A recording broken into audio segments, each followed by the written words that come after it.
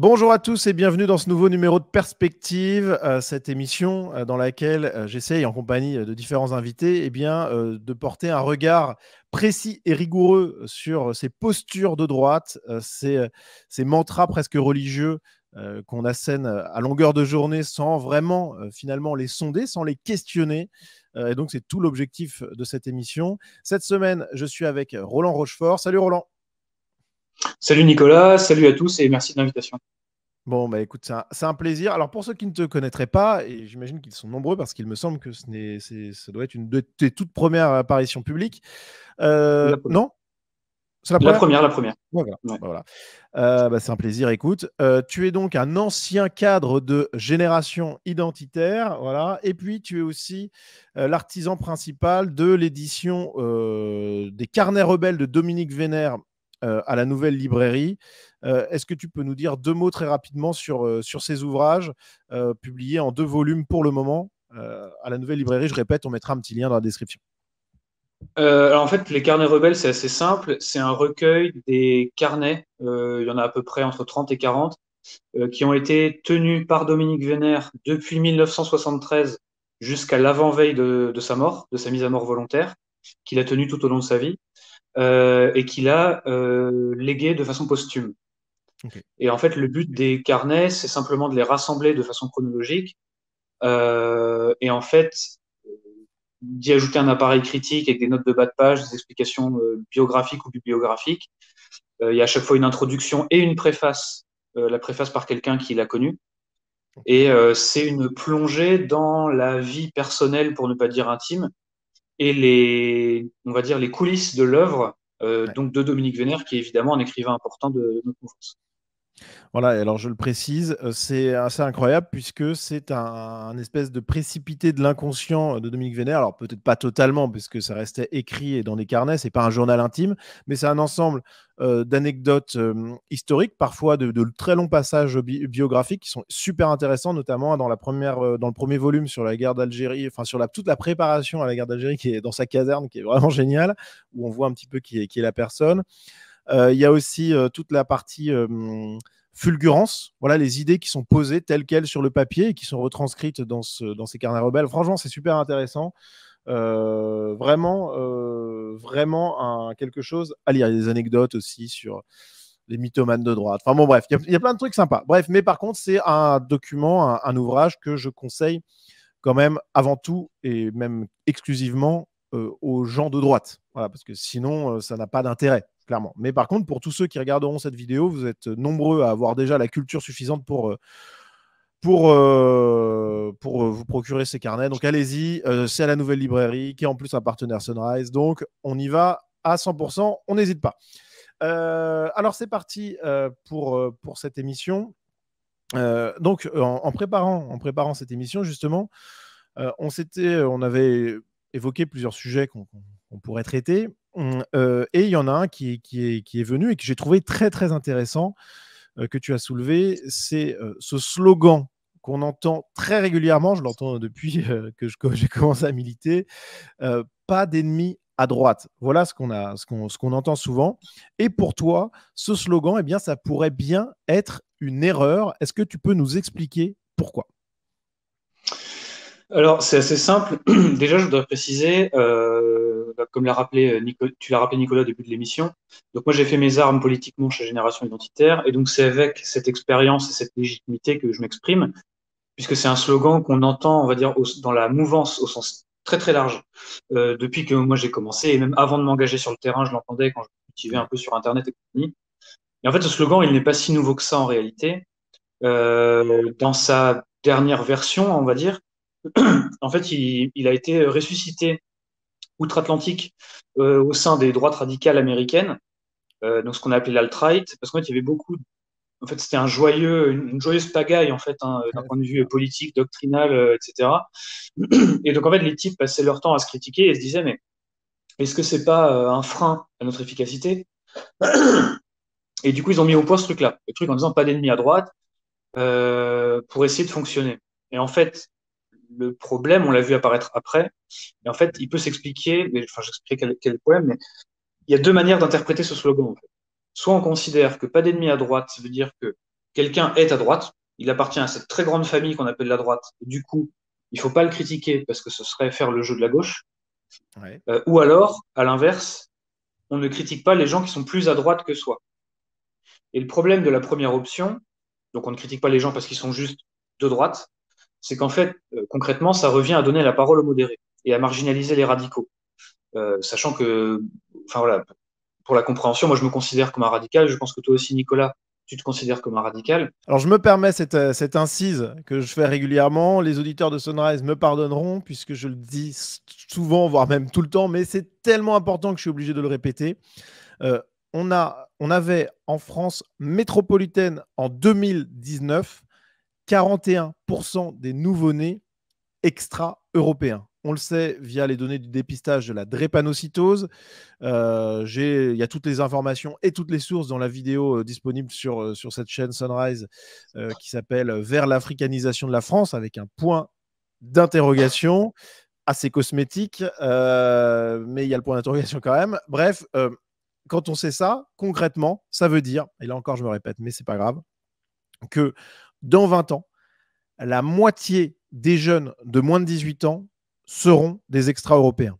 Et quand on sait ce que ça donne une zone géographique, un pays, une région, une ville, un quartier, que sais-je, avec 50% d'extra-européens, il est évident qu'on n'a plus le temps pour la demi-mesure. Il est évident qu'on doit absolument tous être radicaux. Voilà, radicaux, ça ne veut pas dire extrémistes. Ça veut juste dire prendre les choses à la racine, voilà, mais qu'on doit avoir, on doit accepter cette radicalité parce que sinon, tout est perdu. Bref, je m'arrête là, mais effectivement, comme tu dis, la radicalité aujourd'hui, elle est essentielle. C'est-à-dire que face à l'apocalypse drépanocytaire dont tu viens de parler, on ne peut pas s'en remettre à Valérie Pécresse pour nous sauver. Enfin, c'est une Voilà. évidence.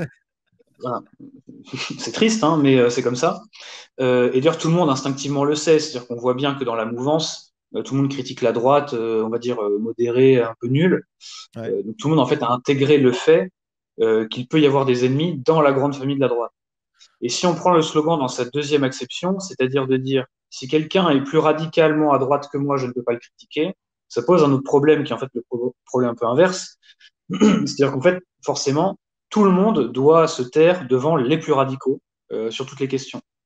Le problème étant que en fait, la radicalité n'est pas un gage de qualité. C'est-à-dire qu'il faut être radical, mais la radicalité n'est pas une fin en elle-même. C'est le Oui, ça moyen peut de être un répondre handicap. à la crise profonde qu'on traverse. Bah, c'est ça. Le but, c'est d'avoir raison. Et il s'avère que pour avoir raison aujourd'hui, il faut un certain niveau de radicalité. Mais le but n'est pas d'être le plus radical possible pour être le plus radical possible. Et donc, si tout le monde se tait devant les plus radicaux, qui en fait sont les plus extrémistes, de fait, on condamne notre famille politique à la marginalité et donc à l'impuissance. Et donc, c'est pas une solution non plus. Ouais. Surtout que plus on va loin dans la radicalité à droite, plus on est susceptible de trouver des individus, des comportements qu'on ne veut pas mettre en avant. Des Ouais. gens en fait qui nous font ceux qui ont des idées fausses, qui ont des comportements malsains, qui s'entourent de gens peu recommandables, etc. Et donc en fait, Et, on ne peut pas simplement se baser sur ce slogan-là. et donc pour toi, il y a même une question, tu as employé un terme en off que je trouve vraiment génial. En fait, ce slogan, cette idée-là, eh bien, ça serait une problématique parce que on n'aurait pas de contrôle qualité Non, sur la droite finalement. Alors, est-ce que tu peux nous expliquer ça? Parce que je trouve que c'est une très bonne idée. c'est très simple, c'est qu'en fait notre critère, ça doit être la qualité, tout simplement.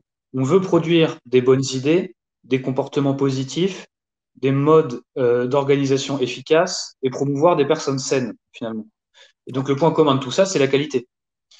Donc il faut que nous, on soit en mesure d'apposer un propre contrôle qualité dans notre milieu, dans notre mouvance, ne serait-ce que par souci d'efficacité politique. Parce qu'il faut avoir cette culture du résultat, de l'efficacité politique, parce que si on laisse passer n'importe quoi sous prétexte de cette expression il y a un siècle de compromis nationaliste, en fait, on se condamne à faire dégénérer l'écosystème et à le tirer vers le bas.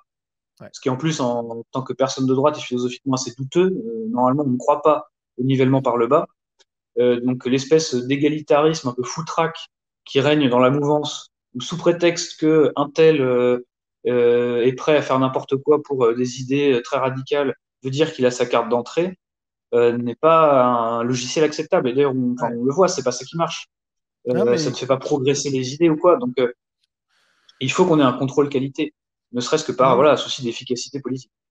non, mais tu as totalement raison là-dessus. Et c'est vrai, quand on en discutait, alors moi, je connais très bien Jean-Yves Le Gallou, qui lui, effectivement, est un partisan de pas d'ennemis à droite, même quand il se faisait attaquer, assez violemment d'ailleurs, par des personnalités de droite, il refusait de trop leur répondre parce qu'il ne voulait pas créer du drame par-dessus le drame, donc, ce qui est tout à son honneur. Jean-Yves Le Gallou, je précise, étant sans doute l'une des personnes les plus intègres et les plus tranquilles, entre guillemets, du milieu, c'est-à-dire qu'il ne fait pas de vagues alors qu'il pourrait en faire. Et puis aussi, pareil, sur cette question même idéologiquement, parce qu'il y a eu des attaques personnelles où il se refusait à répondre parce que ça lui passait au-dessus, et il pensait la cause plus importante, mais même sur sur des choses idéologiques, pour lui, c'est une erreur d'attaquer quelqu'un même qui n'est pas parfait idéologiquement ou qui est même néfaste idéologiquement tant qu'il est à droite, parce que la règle, ça doit être de serrer les coudes face à l'adversité. Mais c'est vrai que cette éthique de Jean-Yves Le Gallou, qui est honnêtement assez admirable, parce qu'en plus, c'est un mec qui se tient à son éthique. Donc, je peux dire qu'il n'y en a pas des masses, hein, à droite. Euh, Malgré tout, tu as raison, je pense. Ça pose un gros problème de contrôle qualité de nos idées, tout simplement, et de notre politique et du visage qu'on veut donner. Alors, je vais prendre deux exemples concrets que j'ai vécu récemment. Le complotisme d'abord. Alors, l'ultra-complotisme, puisque le terme complotisme est piégé. Donc, évidemment, il s'agit là pas du. Et il a d'ailleurs une part de vérité. Donc, je vais pas jeter le bébé avec l'eau du bain. On va dire l'ultra-complotisme, c'est-à-dire le fait de voir des complots dans absolument tout.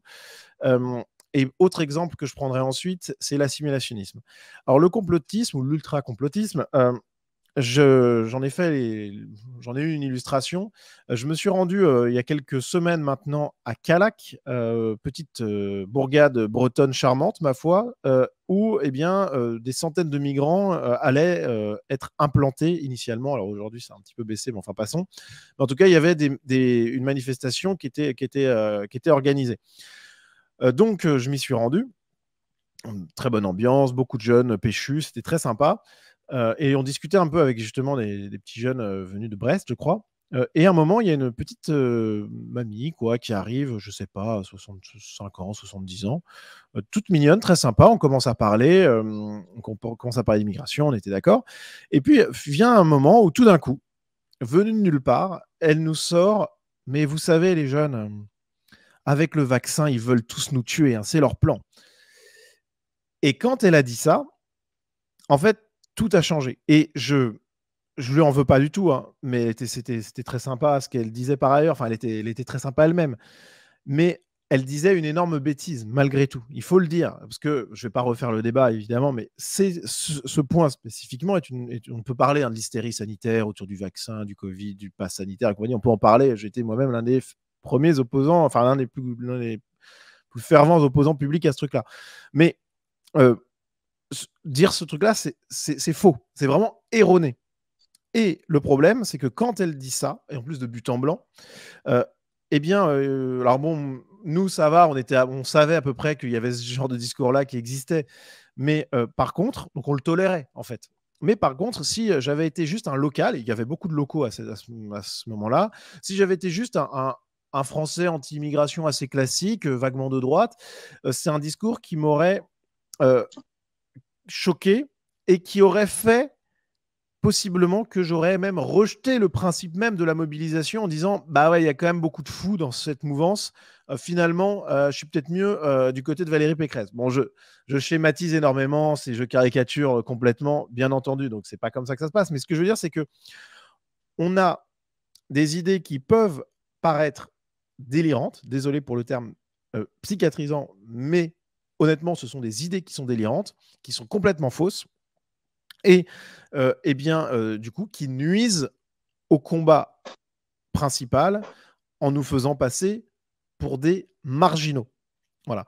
Et donc, je n'en veux évidemment pas à cette personne, qui était très sympathique, ma foi, mais à tous ceux qui, à droite, diffusent des idées erronées sur ici l'ultra-complotisme, mais ailleurs. Bref, ça c'est clair qu'il faut un contrôle qualité de ces idées-là parce que sinon ça nous discrédite. Et du coup, le combat politique qu'on mène sérieux et essentiel, bah il y a peut-être moyen que ça l'entache très sérieusement. Donc ça, c'est une grosse problématique. Autre chose sur l'assimilationnisme, alors là, c'est pas aussi délirant en apparence que la question soulevée par cette dame à Calac, même si en réalité, je pense que on est à peu près dans le même niveau de fausseté en réalité, puisqu'il n'y a aucun exemple euh, concret et surtout à grande échelle d'assimilation complètement réussie. Je rappelle juste au passage que même les Européens immigrés en France gardent toujours une part d'eux-mêmes, et on leur en veut Oui. pas.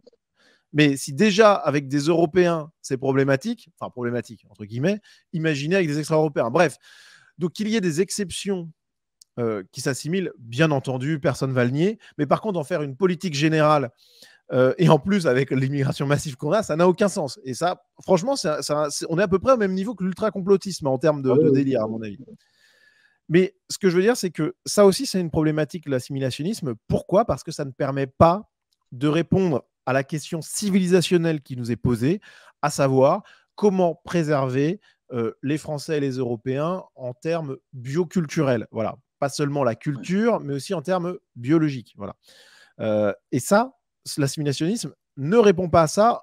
L'assimilationnisme, il faut bien que tout le monde le comprenne, c'est la version de droite actuelle de l'antiracisme, de l'égalitarisme. Et donc, c'est une erreur idéologique majeure, absolument gigantesque aux implications qui sont terrifiantes, puisque le grand remplacement n'est plus un problème. Ce qui est un problème, c'est finalement juste que les types ne parlent pas très bien français et puis qu'ils ne soient pas très bien intégrés. Ça veut dire que si tout le monde était intégré, bah, finalement, si 90% de la France était extra-européenne, ça ne serait pas grave.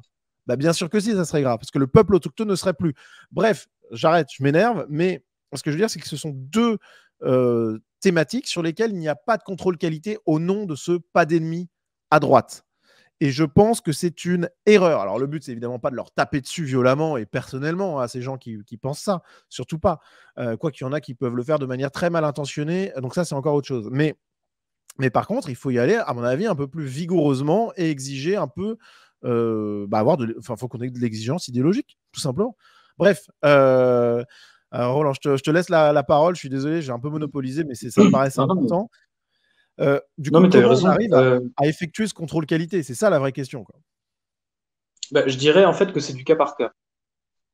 C'est-à-dire que de fait, notre mouvement, ce n'est pas immense en termes de gens qui ont de l'influence. Et donc, on peut se permettre de faire du cas par cas. Je pense que si quelqu'un, c'est simplement quelqu'un a des idées différentes, vous considérez qu'elles sont inexactes, voilà, c'est pas compliqué, il suffit d'engager un dialogue, faire une critique positive et rationnelle.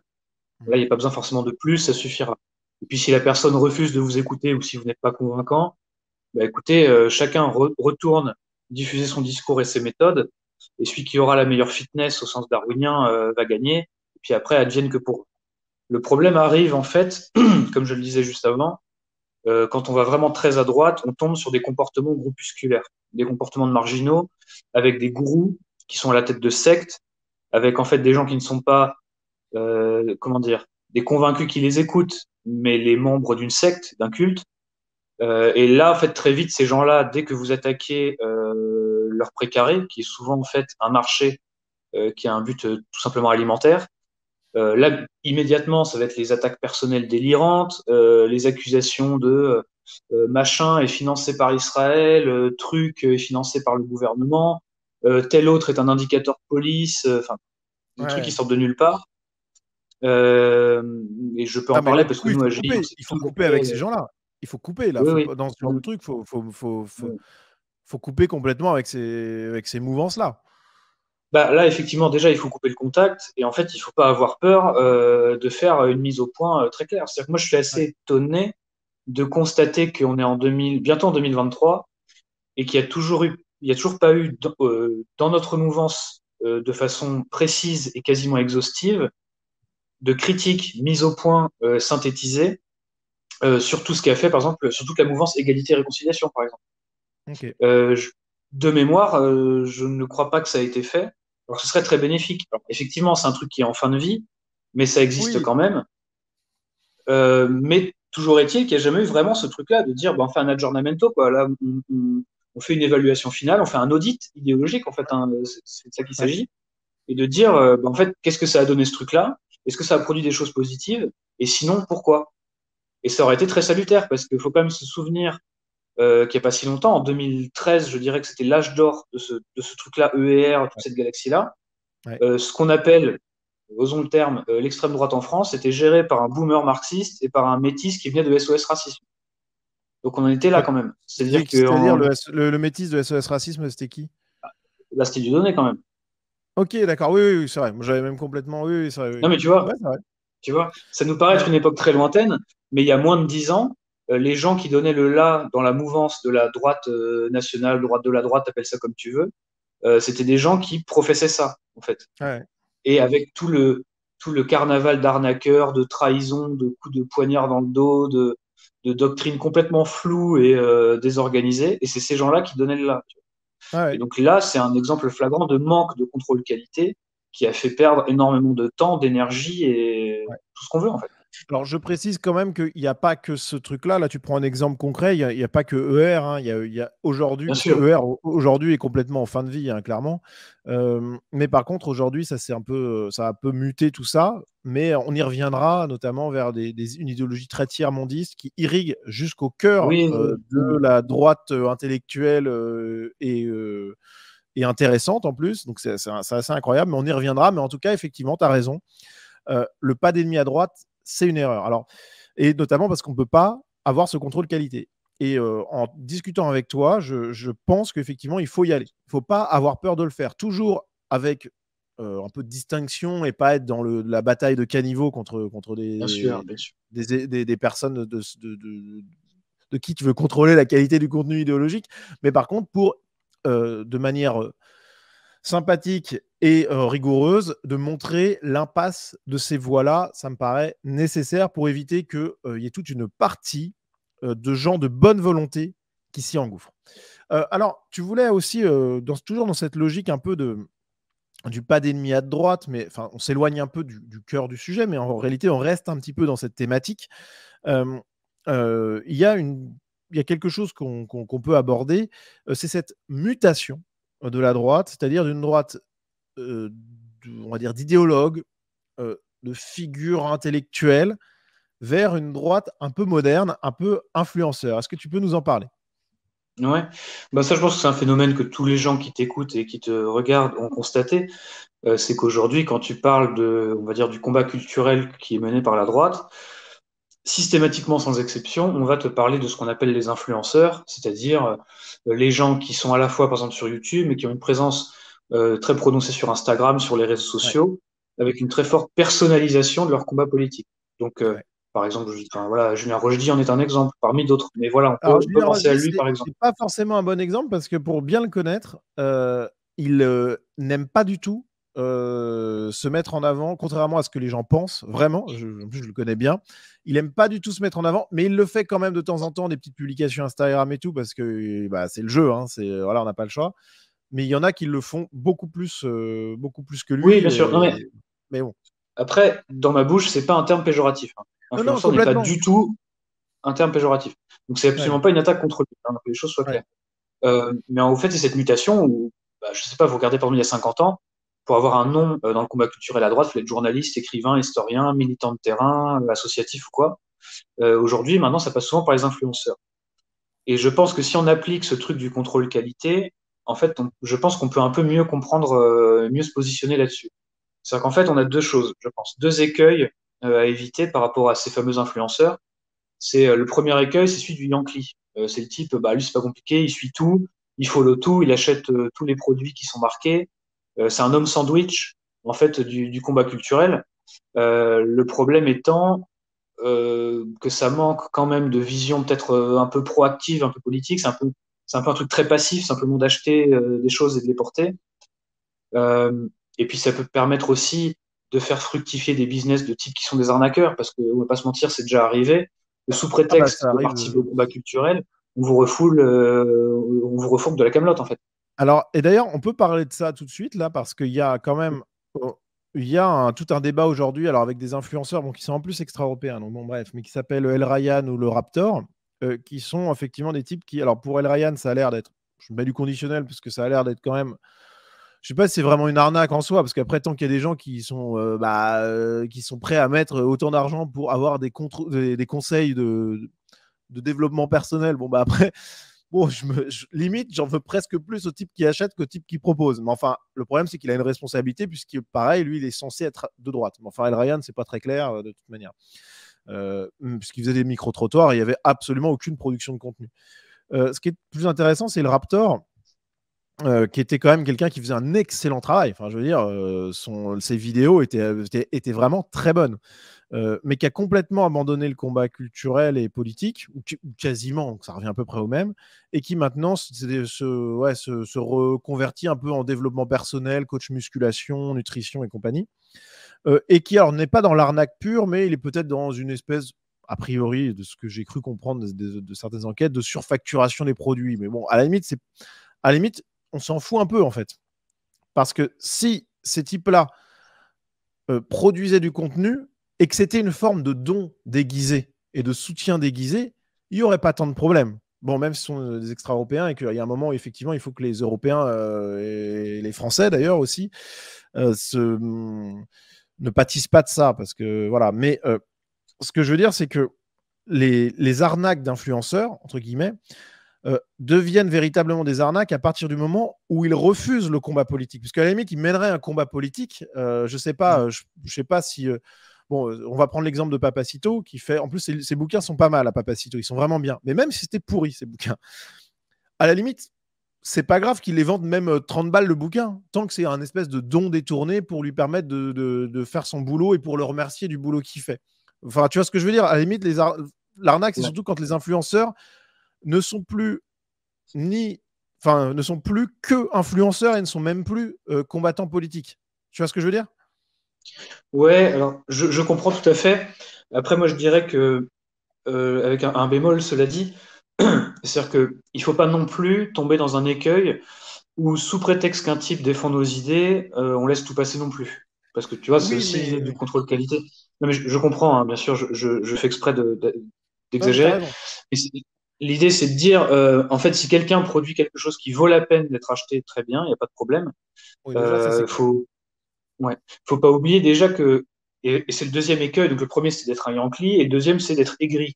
C'est les types qui vont dire, non, mais ces gens-là, ils ont pas de boulot, c'est pas sérieux, c'est un faux job, c'est que de l'arnaque de manière intrinsèque.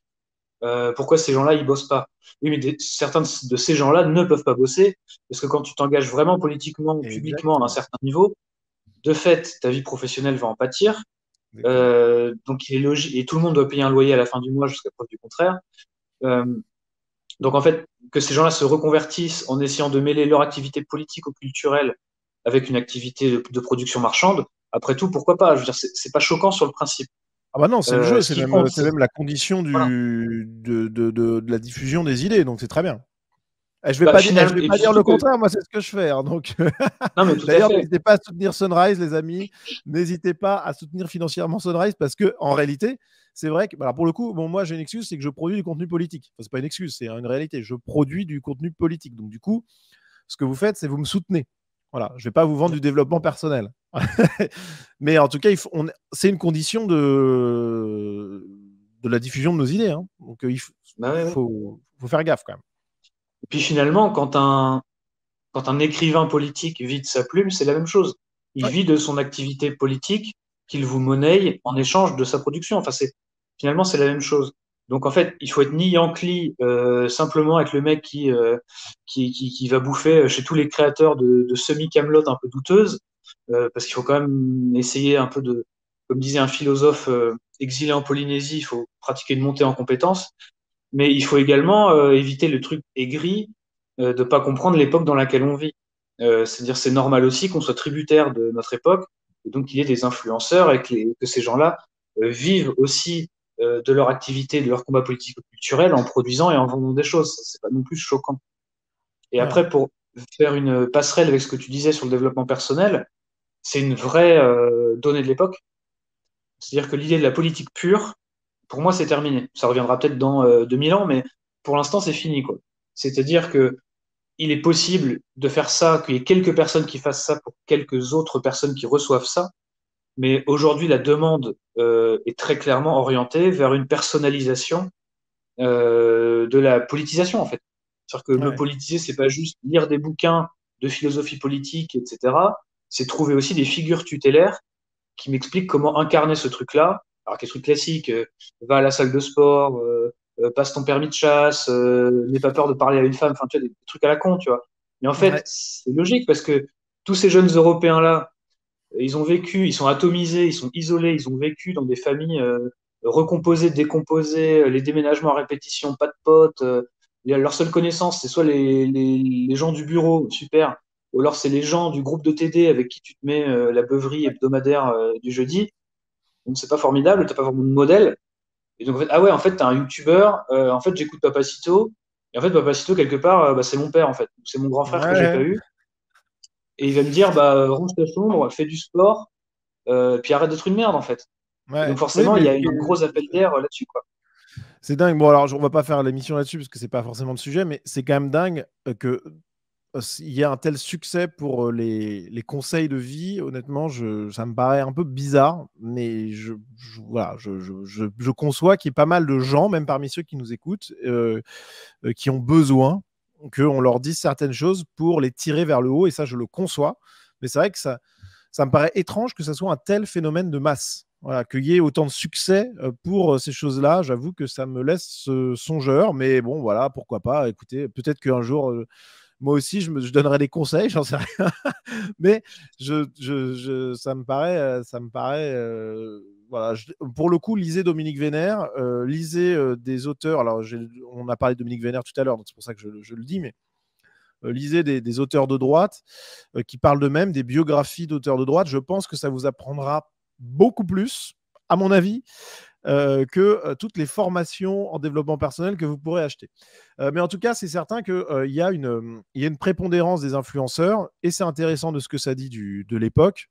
Allez, si tu devais faire quand même un bilan des influenceurs, est-ce que globalement, ça serait positif, c'est négatif, qu'il y ait eu une mutation entre, on va dire, militants politiques, figures politiques militantes et influenceurs? Je dirais que c'est bon, c'est globalement positif parce qu'il vaut mieux avoir ça que n'avoir rien. C'est tout simple, mais je raisonne comme ça. Maintenant, c'est vrai aussi que simplement être un suiveur, un abonné, un follower, un consommateur passif, ça peut potentiellement, et c'est pas garanti, permettre de s'en sortir au niveau individuel, mais c'est pas une sortie de crise collective, c'est pas une solution collective. Mmh. Euh, et donc en fait, on est un peu dans ce truc très postmoderne où en fait les gens sont très dans un truc individuel à base de rétribution, de récompense, où la vie est considérée comme une carrière, mais tout en se rattachant à des tribus et à des groupes d'appartenance un peu artificiels. Mais il y a un vrai groupe d'appartenance qui, lui, n'est pas artificiel. C'est que vous tous et vous toutes, en fait, vous êtes des Européens, des Européennes, des Français, des Bretons, des Basques, des que sais-je, des Parisiens, des Stéphanois ou quoi que ce soit. Ça, on vous l'enlèvera jamais. Et le fait est qu'on a tous une responsabilité, de fait, à participer à la rénovation et idéalement à la renaissance de notre civilisation. Et donc, je sais que des fois, ça peut être emmerdant d'aller sur le terrain, de militer, quelle que soit la forme de son militantisme. Des fois, il faut se lever tôt, des fois, il fait froid, des fois, on prend des risques, des fois, c'est pas marrant. Mais on dirait pas, mais c'est important, ça fait une différence. Ne serait-ce, si je devais en prendre qu'une seule, parce que ça permet de rencontrer des gens de qualité qui pensent comme vous pour vous entourer au quotidien. Et ça, Des gens ça vaut tous les comptes Twitter et tous les comptes Instagram du monde. des gens de qualité, si on a bien fait le contrôle qualité avant. Mais en tout cas, non, non, Exactement. mais tu as raison. Exactement. Alors, pour finir sur cette question, on va dire pas d'ennemis à droite, de manière générale, il y a un dernier point que je voulais aborder avec toi, c'est que tu considères qu'on a la droite, et je parle bien de droite et pas d'extrême droite, parce que pour moi, il n'y a pas de sens. Comme je n'emploie quasiment jamais le terme extrême gauche, ou alors c'est une erreur de ma part, puisque c'est la gauche, tout simplement. On a la droite la plus à gauche du monde, selon toi. Est-ce que tu peux nous expliquer? Bah, c'est assez simple en réalité. Si vous comparez ce qu'on appelle la droite un peu assumée qu'on a en France, comparé à ce qu'il y a dans d'autres pays, ce qui ne veut pas dire que les autres pays sont forcément complètement, j'allais dire, vaccinés contre ça, mais en France, c'est très prononcé, c'est qu'en France, il y a une sorte de culture ou quand vous êtes très très à droite, euh, vous allez quand même justifier le fait d'être très à droite par des bases philosophiques ou des arguments qui rappellent quand même furieusement la gauche la plus décomplexée. Un exemple, c'est-à-dire que par exemple en France, il est très normal qu'on ait de droite radicale, tout ce qu'on veut, bizarrement, de mettre quasiment au premier plan le soutien à la Palestine. C'est un truc qui m'a toujours paru extrêmement bizarre. Et avant qu'on m'attaque là-dessus, je suis pas pro-israélien, je suis pas financé par le Mossad ou par le Likoud ou quoi que ce soit, parce que je sens déjà que voilà. Ouais. Mais bizarrement, il y a cette espèce de truc de dire, bon, je sais bien qu'en étant de droite, j'en ai un peu marre qu'il y ait trop d'Arabes en France, mais j'assume quand même pas trop ce truc-là. Donc la preuve, je suis pas raciste, c'est que je soutiens les Arabes quand ils sont à 4000 km de chez moi. Mais en fait, en termes de Non, priorité bah, politique, non, ça n'a bah pas de attends, sens. je t'arrête là parce que ça a un sens tout simple, hein. C'est que Oui, la droite. Et d'ailleurs, il faudrait d'ailleurs faire une critique de cette. Pas une critique forcément négative, une critique mesurée de cette position qui est l'opposition pavlovienne euh, aux élites organisées juives, pour faire simple. Et il y aurait vraiment moyen d'avoir une vision très intéressante de cette question.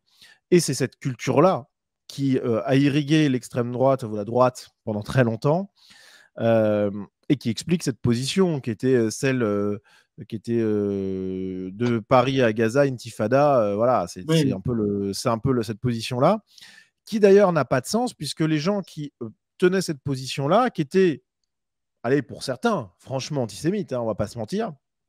J'emploie le terme pas du tout comme terme culpabilisant, mais comme vraiment descriptif, hein, vraiment, voilà. Euh, C'était à la fois des antisémites qui étaient donc contre les juifs en France et contre les juifs en Israël. Sauf que si tu enlèves Israël comme porte de sortie éventuelle, du coup, il reste quoi? Donc, c'est quoi le programme en fait de ces gens-là? C'est une erreur euh, intellectuelle de tenir cette position. Parce que, à la limite, si on est vraiment férocement contre les juifs, bon. Mais dans ce cas-là, il faut bien que dans son monde idéal, il y en ait plus et qu'ils partent ailleurs. Mais si on leur empêche d'être ailleurs, du coup, qu'est-ce qui se passe, quoi? Voilà. Donc ça n'a pas de sens. Et surtout que les gens ayant nos idées, s'ils allaient en Palestine, je pense qu'ils seraient très mal reçus, malgré leur beau discours.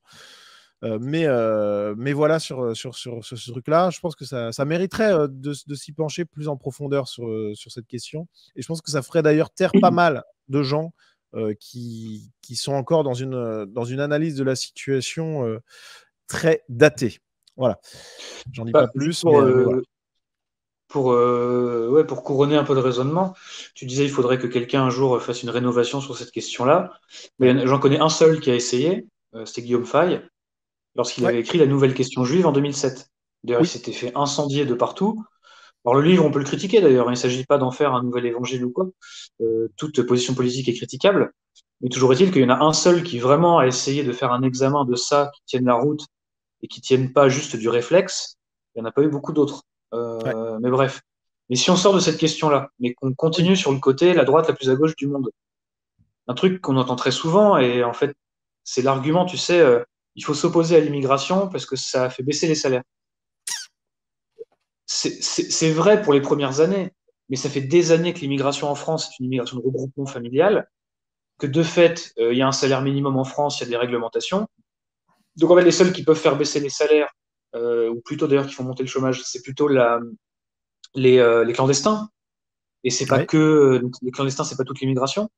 Et j'ai envie de dire, même s'ils ne faisaient pas baisser les salaires, moi j'en voudrais pas chez moi non plus. Mais c'est Euh, exactement ça. C'est un faux argument, effectivement, de soumission à la gauche, clairement, puisque dans ce cas-là, on prend une rhétorique de gauche, c'est-à-dire on parle du travail, du capital, nanana, nanana, alors que c'est une question identitaire à la base. Donc pourquoi utiliser un logiciel de gauche? Ça n'a pas de sens. Il faut parler C'est-à-dire que d'identité. Point.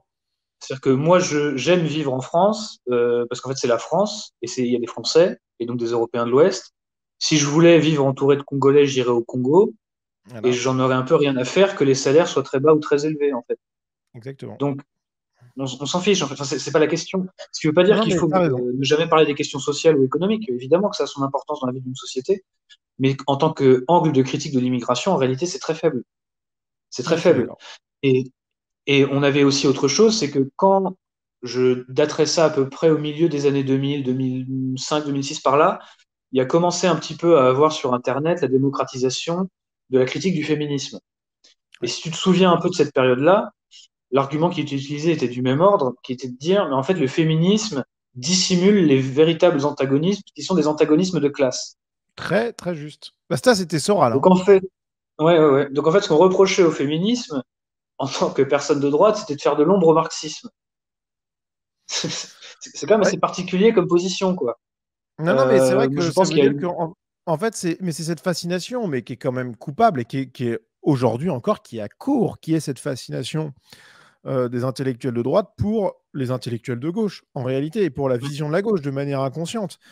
Enfin, je veux dire, la critique, faut voir les pages qui sont ouvertes. Alors, ils ont des qualités, donc je dis pas que c'est grave hein, en soi, mais ça, plus ça, plus ça commence à faire beaucoup. À des Kluska, à des Michéa, à, comment il s'appelle, Guy Lui. Il y a il y a effectivement un amour de la droite pour la gauche parce qu'en fait, elle a envie de rejoindre le côté des gentils, tout simplement. Et parce qu'il y a aussi des productions intellectuelles très intéressantes chez ces gens que j'ai cités, bien entendu.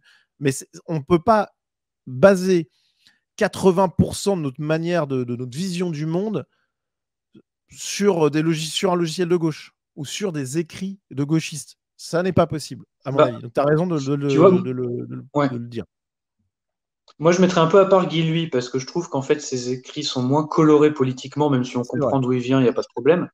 Mais par exemple, comme Michéa, la fascination pour Michéa m'a toujours échappé. Ouais. Pour moi, Michéa, c'est un prof communiste qui, enfin, qui écrit des trucs qui n'ont aucun intérêt.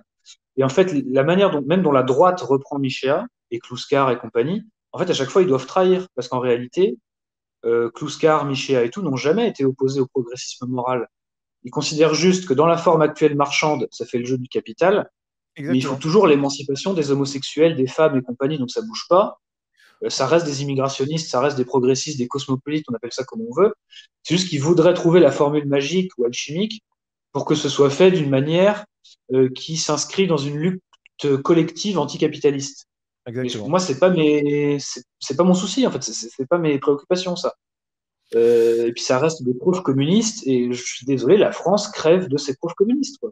Oui, oui, et puis Il y surtout, a un moment, il faut que... on peut bien sûr les mettre en avant de temps en temps et de manière parcimonieuse parce que c'est toujours intéressant de retourner les armes de l'adversaire contre lui, donc il n'y a pas de souci. Mais par contre, bah, ça doit être fait plutôt avec en majorité à côté des postures et des réflexions identitaires. Bon, après, voilà, il manque peut-être d'identitaire au sein des intellectuels de droite. Ça, c'est encore une autre problématique. Mais on arrive. Vous inquiétez pas, les gars, on arrive. Mais tu vois, par Est-ce que exemple, tu... Ouais, juste si je peux me permettre de faire deux remarques, vas-y. euh, je pense qu'une des raisons de cette fascination de la droite aux intellectuels de gauche, c'est qu'en fait, il y a aussi un manque de curiosité, malheureusement, à droite, et peut-être un manque de caractère aventureux, où on se dit, mais en fait, dans les ressources intellectuelles qu'on peut exploiter, il y a quoi? Il y a soit les vieux trucs de droite qui correspondent plus, ou les vieux trucs de gauche qui sont peut-être un peu mieux. Donc, faute de mieux, on se rabat sur du Michéa, du machin. Pas Mais faux. en fait, on oublie qu'il y a tout un tas de ressources intellectuelles qui ne sont pas politiques, mais qui peuvent nourrir une réflexion politique. Les sciences du vivant, par exemple, c'est tout bête. Bien sûr. Mais les sciences du vivant, c'est utile. Même les sciences sociales, quand on est capable de faire le tri, il y a des bonnes choses. La psychologie, il y a de très bonnes choses. Et donc, en fait, tu peux baser une conception de l'homme là-dessus et de la société qui fonctionne et qui tienne la route, en fait. Ouais. Et donc, tu n'as pas besoin de recycler du Michel.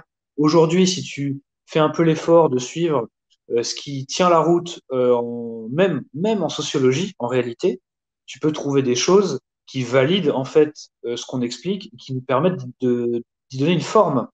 Ouais. Et c'est beaucoup plus intéressant que de recycler. C'est quoi la prochaine étape? On va faire du Althusser de droite. Ça n'a pas de sens tout ça. Ce n'est pas très logique. Ouais. Et Non, non, mais écoute, juste, là-dessus, je pense. Ouais, vas-y, si tu veux finir. ouais, juste.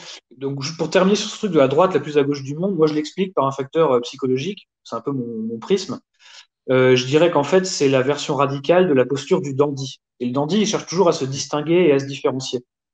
Et donc, au début, il veut se différencier de la société. Et donc, comment il fait? Bah, il devient de droite très très radical parce que concrètement, personne n'aime ça.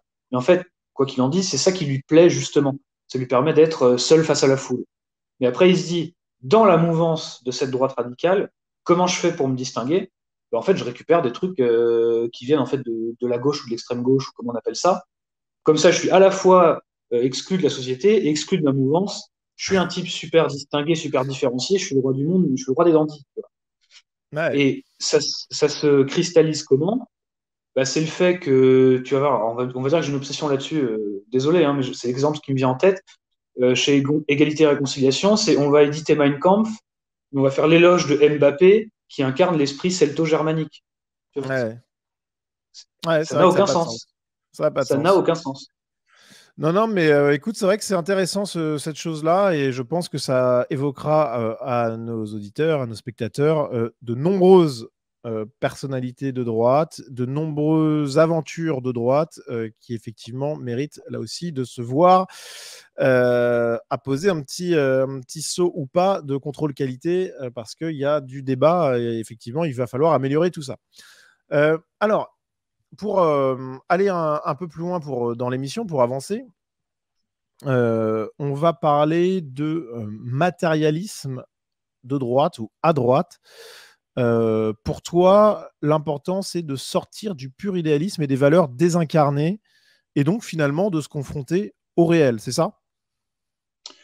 Oui, bah, en fait, souvent, quand on a des discussions politiques avec des gens de droite, au sens assez large, hein, ce qui revient souvent, c'est de dire, en fait, il faudrait changer les valeurs dominantes, et si on change les valeurs dominantes, le reste de la société, en fait, comme une suite de dominos, par causalité, va s'adapter, la société sera radicalement différente, et donc on aura la société qu'on veut. Finalement, en général, Bah, les gens pensent comme ça. c'est plutôt vrai dans un sens, enfin, même s'il n'y a pas que ça évidemment, mais si déjà on prenait le pouvoir idéologique, ça aiderait quand même énormément, ça serait pas mal quand même. Bien sûr, bien sûr que ça aiderait, il n'y a aucun doute là-dessus. Je veux dire, si ça n'aidait pas, ce serait inutile de faire un live où on parle d'idées, tu vois. Donc Ouais. évidemment que les idées comptent, il n'y a pas de problème là-dessus. Le problème, c'est qu'il y a une sorte de vision selon laquelle les valeurs se décrètent. En fait, les Ok. valeurs, ça se décrète pas. C'est comme, prenons une métaphore du jardinage, tu vois. Tu veux faire pousser un truc chez toi, il faut que le sol corresponde, que la température corresponde, qu'il y ait le bon type d'engrais ou quoi, parce que sinon, tu auras beau te casser la tête, tu feras pas pousser ce que tu veux n'importe où, en Mais fait. Donc la question, c'est comment créer un environnement qui permette l'émergence concrète de ces valeurs sans que tu sois obligé de faire appel à la police pour cogner les gens jusqu'à ce qu'ils te disent qu'ils sont d'accord avec toi.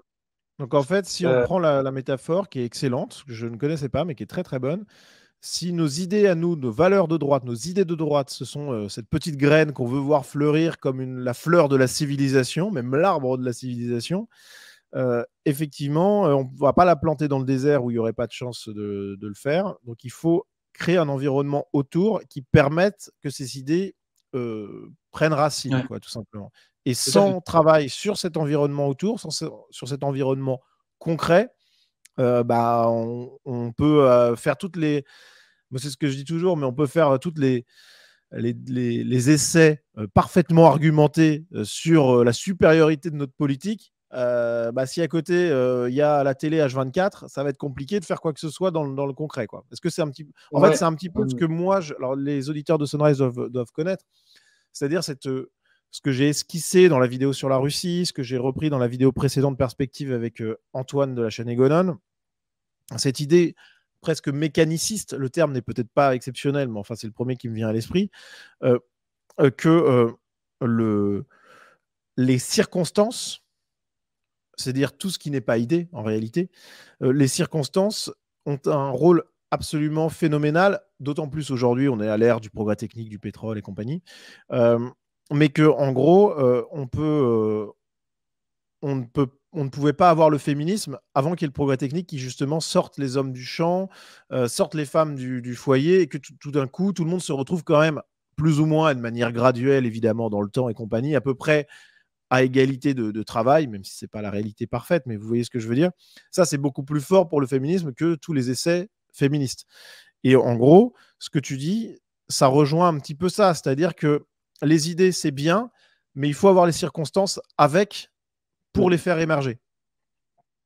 Bah, en fait, les circonstances ou les circonstances matérielles, Au sens très large, hein, parce qu'en général, en France, quand on parle de circonstances matérielles, on pense à l'économie, parce qu'on a été baigné dans le marxisme, et donc on pense qu'à ça. Mais ça, c'est peut-être 5% ou 10% du tableau, tu vois. Ouais, Mais ouais, c'est le progrès moi technique. j'entends pour être précis, c'est vrai, parce qu'il faut être précis, il faut être rigoureux. Par circonstance, j'entends absolument tout ce qui n'est pas idée, mais ça peut être par exemple le Covid, une crise sanitaire. Ça peut être qu'est-ce qu'il y a d'autre comme circonstance qui peut arriver, j'en sais rien. Ouais, l'évolution technique, la télé, enfin, il y a plein de choses qui peuvent être, Ouais, qui peuvent arriver, mais c'est extrêmement large, hein, effectivement. tout à fait. Mais donc, en fait, ces circonstances matérielles, encore une fois comprises au sens très large, te créent un champ des possibles. Voilà, Et après, c'est les idées qui vont sélectionner parmi les possibles ce qui va advenir. Donc, il ne s'agit pas de dire que les idées ne servent à rien, c'est complètement faux. exactement. Les idées sont importantes. Mais il ne faut pas mettre la charrue avant les bœufs, comme on dit. C'est-à-dire que parler de valeurs, je ne sais pas, aristocratiques, que sais-je, des termes qu'on entend souvent, alors que les circonstances ne rendent même pas ça possible, en fait, tu vas juste gueuler dans le désert toute ta vie et ça ne va jamais mener à rien. Exactement. Euh, donc, par exemple, moi, un truc qui m'intéresse beaucoup, c'est la question, ça peut paraître idiot comme ça, hein, mais c'est la question de l'échelle. Alors, pas de l'échelle pour grimper, hein, mais de l'échelle des proportions, l'échelle humaine. Et c'est en fait de considérer que les organisations humaines, en fait, sont toujours tirées entre deux pôles. Mettons que ce soit un pays, un État, une entreprise, que sais-je. En fait, plus tu grandis, plus tu deviens efficace et dominateur, donc ce qui a priori est bon. Le problème, c'est que plus tu grandis, plus les membres de ton organisation, comment dire, subissent le prix psychologique, sanitaire, social, tout ce que tu veux, de cette explosion de taille. Pour un truc très con, mais ça, tu le vois même, euh, même, je sais pas, dans le cadre même militant, économique ou quoi, c'est que quand tu as 5 personnes qui doivent faire un job, la personne peut se défausser parce que tout le monde sait qu'il est important. Quand tu as 50 personnes qui doivent faire le même job, même 10 fois plus important pour garder les proportions, beaucoup plus tu as les facteurs de tir au flanc, de passagers clandestins, et tu as les gens qui se disent ouais mais si moi je suis pas d'accord, mettons dans le cas de la démocratie par exemple, oui d'accord, d'un côté on me dit que je peux voter, c'est génial, mais on est 10 millions, 15 millions, 50 millions à pouvoir voter, mon vote Eh oui, seul ne sert à rien. Du exactement. coup, tu as un sentiment d'impuissance, et on sait que chez les gens, le sentiment d'impuissance, c'est un truc qui est radicalement destructeur, ça t'amène direct vers le nihilisme, quand les gens ont l'impression d'être des figurants de leur propre vie. Ok. Et donc ça, c'est le truc dans le premier sens, c'est-à-dire plus tu gagnes, ton organisation gagne en échelle, en importance, en taille, elle gagne en efficacité, en pouvoir de domination, de puissance, c'est bien. Mais en fait, plus elle est petite et plus les individus, on va dire, développent des comportements qui sont sains. Donc tu vas systématiquement, il faut le mettre avec la caméra, en fait, tu vas systématiquement tirer vers les deux pôles. Le but, c'est de trouver des manières de s'organiser qui tiennent la route, tu vois. Mais je pense Ouais, c'est qu'aujourd'hui, intéressant. tu vois, je pense qu'aujourd'hui, on est vraiment dans la société de masse à tous les niveaux. Et je pense que partout où ça passe, ça fait des catastrophes. Genre à l'école. Pourquoi les gamins sont malheureux comme pas possible à l'école? Qu'aux US, tu as des types qui vont prendre un flingue et descendre tout le monde dans leur lycée. Pourquoi tu as autant de violence, de décrochage et tout? À mon avis, un des facteurs, c'est qu'en fait, à partir du moment où ton école, c'est une usine, surtout qui s'adresse à des gens, des adolescents par exemple, qui sont dans une période de leur vie qui est difficile avec les hormones, les machins, tout ça on connaît, forcément c'est une recette pour que ce soit une catastrophe. Tu vois. Ouais. Et ça, Euh, c'est intéressant parce que c'est effectivement des circonstances. Tout ce que tu dis, c'est intéressant parce que c'est très spécifique, mais c'est super ouais. intéressant. C'est là, tu t'intéresses à la taille des organisations, voire même des organismes en réalité. Et c'est vachement, vachement intéressant. Ça montre bien la complexité de la chose. Et tu as raison, pour les organisations, même politiques, d'ailleurs, c'est important d'avoir ça en tête. Donc, ouais, non, très, très intéressante réflexion. Si je pouvais me permettre deux Vas-y. références à conseiller aux gens pour qu'ils commencent à s'intéresser à ces questions-là, vous aviez un Américain qui s'appelait John Calhoun. Alors, je sais plus si c'est John B. Calhoun ou John C. Calhoun. Il y en a un, c'est un Ok. scientifique, l'autre un président, donc évidemment, c'est le scientifique. Et il avait créé le paradis des rats. Donc, tu connais peut-être Nicolas, tu as peut-être dû en entendre Non, ça me parler. Alors, en fait, c'est une expérience très simple, hein. Tu crées un paradis pour les rats. Donc, c'est-à-dire que tu mets un endroit qui est à la température parfaite, eau et nourriture illimitée. Il y a plein de femelles pour que les mâles puissent s'amuser allègrement, etc. Bref, c'est le paradis. Tu n'as aucune pression environnementale négative. Là, c'est Et le, donc, ça, là, c'est le paradis le paradis presque de certains extra-européens là. Je vais pas dire de mots, mais c'est le paradis des rats. C'est assez figuratif hein, ce truc-là, hein. Parce qu'on peut s'amuser avec alors les femelles, je ne ça rappelle risquerai, curieusement des choses quand même. Je ne me Ouais, risquerai pas à faire des analogies ouais, de mauvais ouais, goût, ouais, ouais, ouais. mais Arrêtons-nous là. évidemment, je le valide. Bref, et en fait, l'expérience, c'est de se dire, mais comment se comportent les rats dans ce paradis, après tout? On pourrait se dire qu'ils vont être très heureux, et en fait, c'est l'expérience, c'est l'inverse qui se produit. C'est-à-dire qu'en fait, tu as une explosion des comportements dysfonctionnels à partir du moment où une certaine taille est atteinte. Ok. C'est quoi? Tu vas avoir une majorité de rats qui deviennent apathiques, ils font rien, ils mangent plus, ils se laissent mourir. Puis on a une minorité qui deviennent ultra agressifs, complètement dégénérés, ils attaquent tout ce qui bouge, comportement même, je crois, comportement cannibale, enfin des trucs délirants. Et chez les femelles, en fait, elles passent leur temps comment dire, à se faire belle pour les meilleurs mâles et rien d'autre. Et donc, en fait, plus personne ne se reproduit, plus personne ne va se démerder pour la bouffe. Et en fait, il y a une société qui s'éclate complètement à partir du moment où on atteint ce qu'on appelle un population sink. Alors, comment on pourrait dire ça, enfin, un peu un trou noir de population. Tu atteins une Ok, masse critique et là, tu as tout qui fout le camp. Tu ok, vois. d'accord, Donc, je intéressant, conseille très les gens intéressant. ouais. Ça, Donc, ça, je conseille aux ça, gens de regarder ça. ça fait immédiatement penser à notre civilisation à nous, c'est-à-dire une civilisation de l'abondance et de l'apathie générale avec toutes les névroses que ça peut créer. Donc, ça, c'est hyper intéressant. Et au-delà de l'abondance, en fait, c'est important parce qu'en fait, tu pourrais survivre avec de l'abondance si les gens avaient en fait des sanctuaires à taille humaine, où en fait, c'était pas systématiquement la confrontation entre l'individu tout seul et une foule énorme, une fourmilière complètement désincarnée qui les écrase au quotidien. Et ça, c'est un début de chapitre exceptionnel de Tocqueville dans De la démocratie en Amérique, que normalement les gens connaissent parce que c'est un truc qu'on étudie en philosophie ou quoi. C'est où il dit là, il existe une foule immense d'individus seuls, etc. C'est Mhm. exactement ça.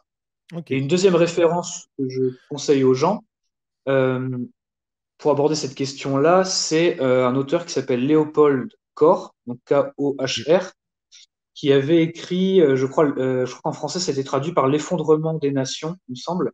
Ok. Et en fait, il expliquait que lui, plus un pays, un État devenait grand, plus ses comportements devenaient dysfonctionnels. En disant qu'en fait, les petits pays, en général, se comportaient bien. L'économie tournait bien, les gens étaient contents, il n'y avait pas de guerre débile, il y avait du progrès technique. Enfin, en vrai, tu vois, la Suisse, ça marche très bien. Les gens sont très contents en Suisse. Et puis à côté, tu regardes l'Union soviétique, tu as compris, c'est une catastrophe absolue. Et Oui, le alors là, facteur que Léopold là, Koch c'est pour des prend, raisons idéologiques pour le coup, là. alors, Koch explique qu'en fait, il y a des raisons idéologiques, mais qui sont permises par les conditions concrètes. C'est-à-dire que Ok. le soviétisme en Suisse ne marche pas parce que les gens ont un fort sentiment d'individualité, parce que tout le monde, en fait, quelque part, est responsable de sa petite parcelle, avec sa petite famille, n'est pas écrasé par la foule. Et donc le soviétisme ne prendrait jamais en Suisse. On peut Ok. critiquer, on peut trouver que ça tient pas la route. Ça me paraît pas délirant. Euh, alors effectivement, le problème de Léopold Koch, après, c'est qu'il ne part pas du principe. Il ne comprend pas qu'aussi, il y a un mouvement logique des États pour s'agrandir, parce que c'est aussi ce qui te garantit ta sécurité et certaines formes d'efficacité, les économies d'échelle et compagnie. Mais toujours est-il que c'est une porte d'entrée intéressante pour comprendre comment la taille des organisations influe sur les gens qui en font partie. Moi, je t'avoue que c'est Non, un mais peu ok. prisme Super par lequel intéressant. j'analyse pas mal de trucs, et ça me paraît pas délirant, ou en tout cas une bonne piste de départ, quoi. Non, mais super intéressant. Mais en tout cas, pour résumer, pour cette partie du matérialisme de droite, on a une droite qui est trop tournée vers les valeurs, vers les idées, alors qu'elle devrait prendre en compte le contexte concret autour d'elle, ce qui l'amènerait déjà à prendre conscience pour beaucoup de gens que l'urgence, elle est là, et puis ce qui l'amènerait aussi comment dire, à accepter que bah, y a des choses qui ne peuvent pas être faites dans l'immédiat, qu'on doit manœuvrer, qu'on doit s'éloigner un peu comment dire ça, de la lettre de la doctrine de droite, qui mériterait d'être largement remaniée d'ailleurs. Mais en gros, et c'est l'un de mes propos, et je pense que c'est vraiment quelque chose qui est très intéressant et qu'il est très important à comprendre, de comprendre, pardon, c'est que euh, on n'a pas aujourd'hui les conditions concrètes qui nous permettent d'appliquer immédiatement notre programme. C'est impossible. Vous mettez demain Zemmour, Le Pen, moi-même d'ailleurs à la tête de l'État, ce n'est pas possible de mettre ces idées en place parce que les Français ne sont pas mûrs pour ça. Voilà. Parce qu'il y a eu des décennies de propagande, parce qu'il y a le progrès technique, le confort, etc., etc., etc. Donc, ça a une implication logique immédiate, cette question des circonstances, du matérialisme et compagnie, qui a un impact fort, c'est que le combat politique-politicien apparaît comme compliqué à avoir, compliqué à mener, et surtout faire reposer tous nos espoirs dans le combat politique-politicien n'a malheureusement aucun sens. Ou en tout cas, il y a très très peu de chances que ça soit positif, le constat final.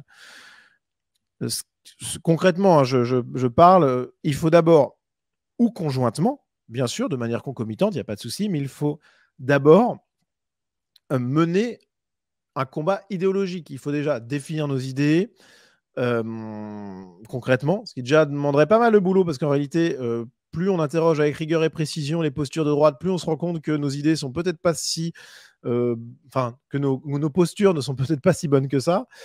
Et puis surtout, il faut mener ce combat-là. Et quand on a 80% de la droite, au minimum, qui est antiraciste, par exemple, qu'est-ce qu'on a à proposer de plus, en fait? Un peu de rigueur, des caméras de surveillance, l'assimilation forcée, l'uniforme à l'école, mais c'est pas du tout adapté à la situation.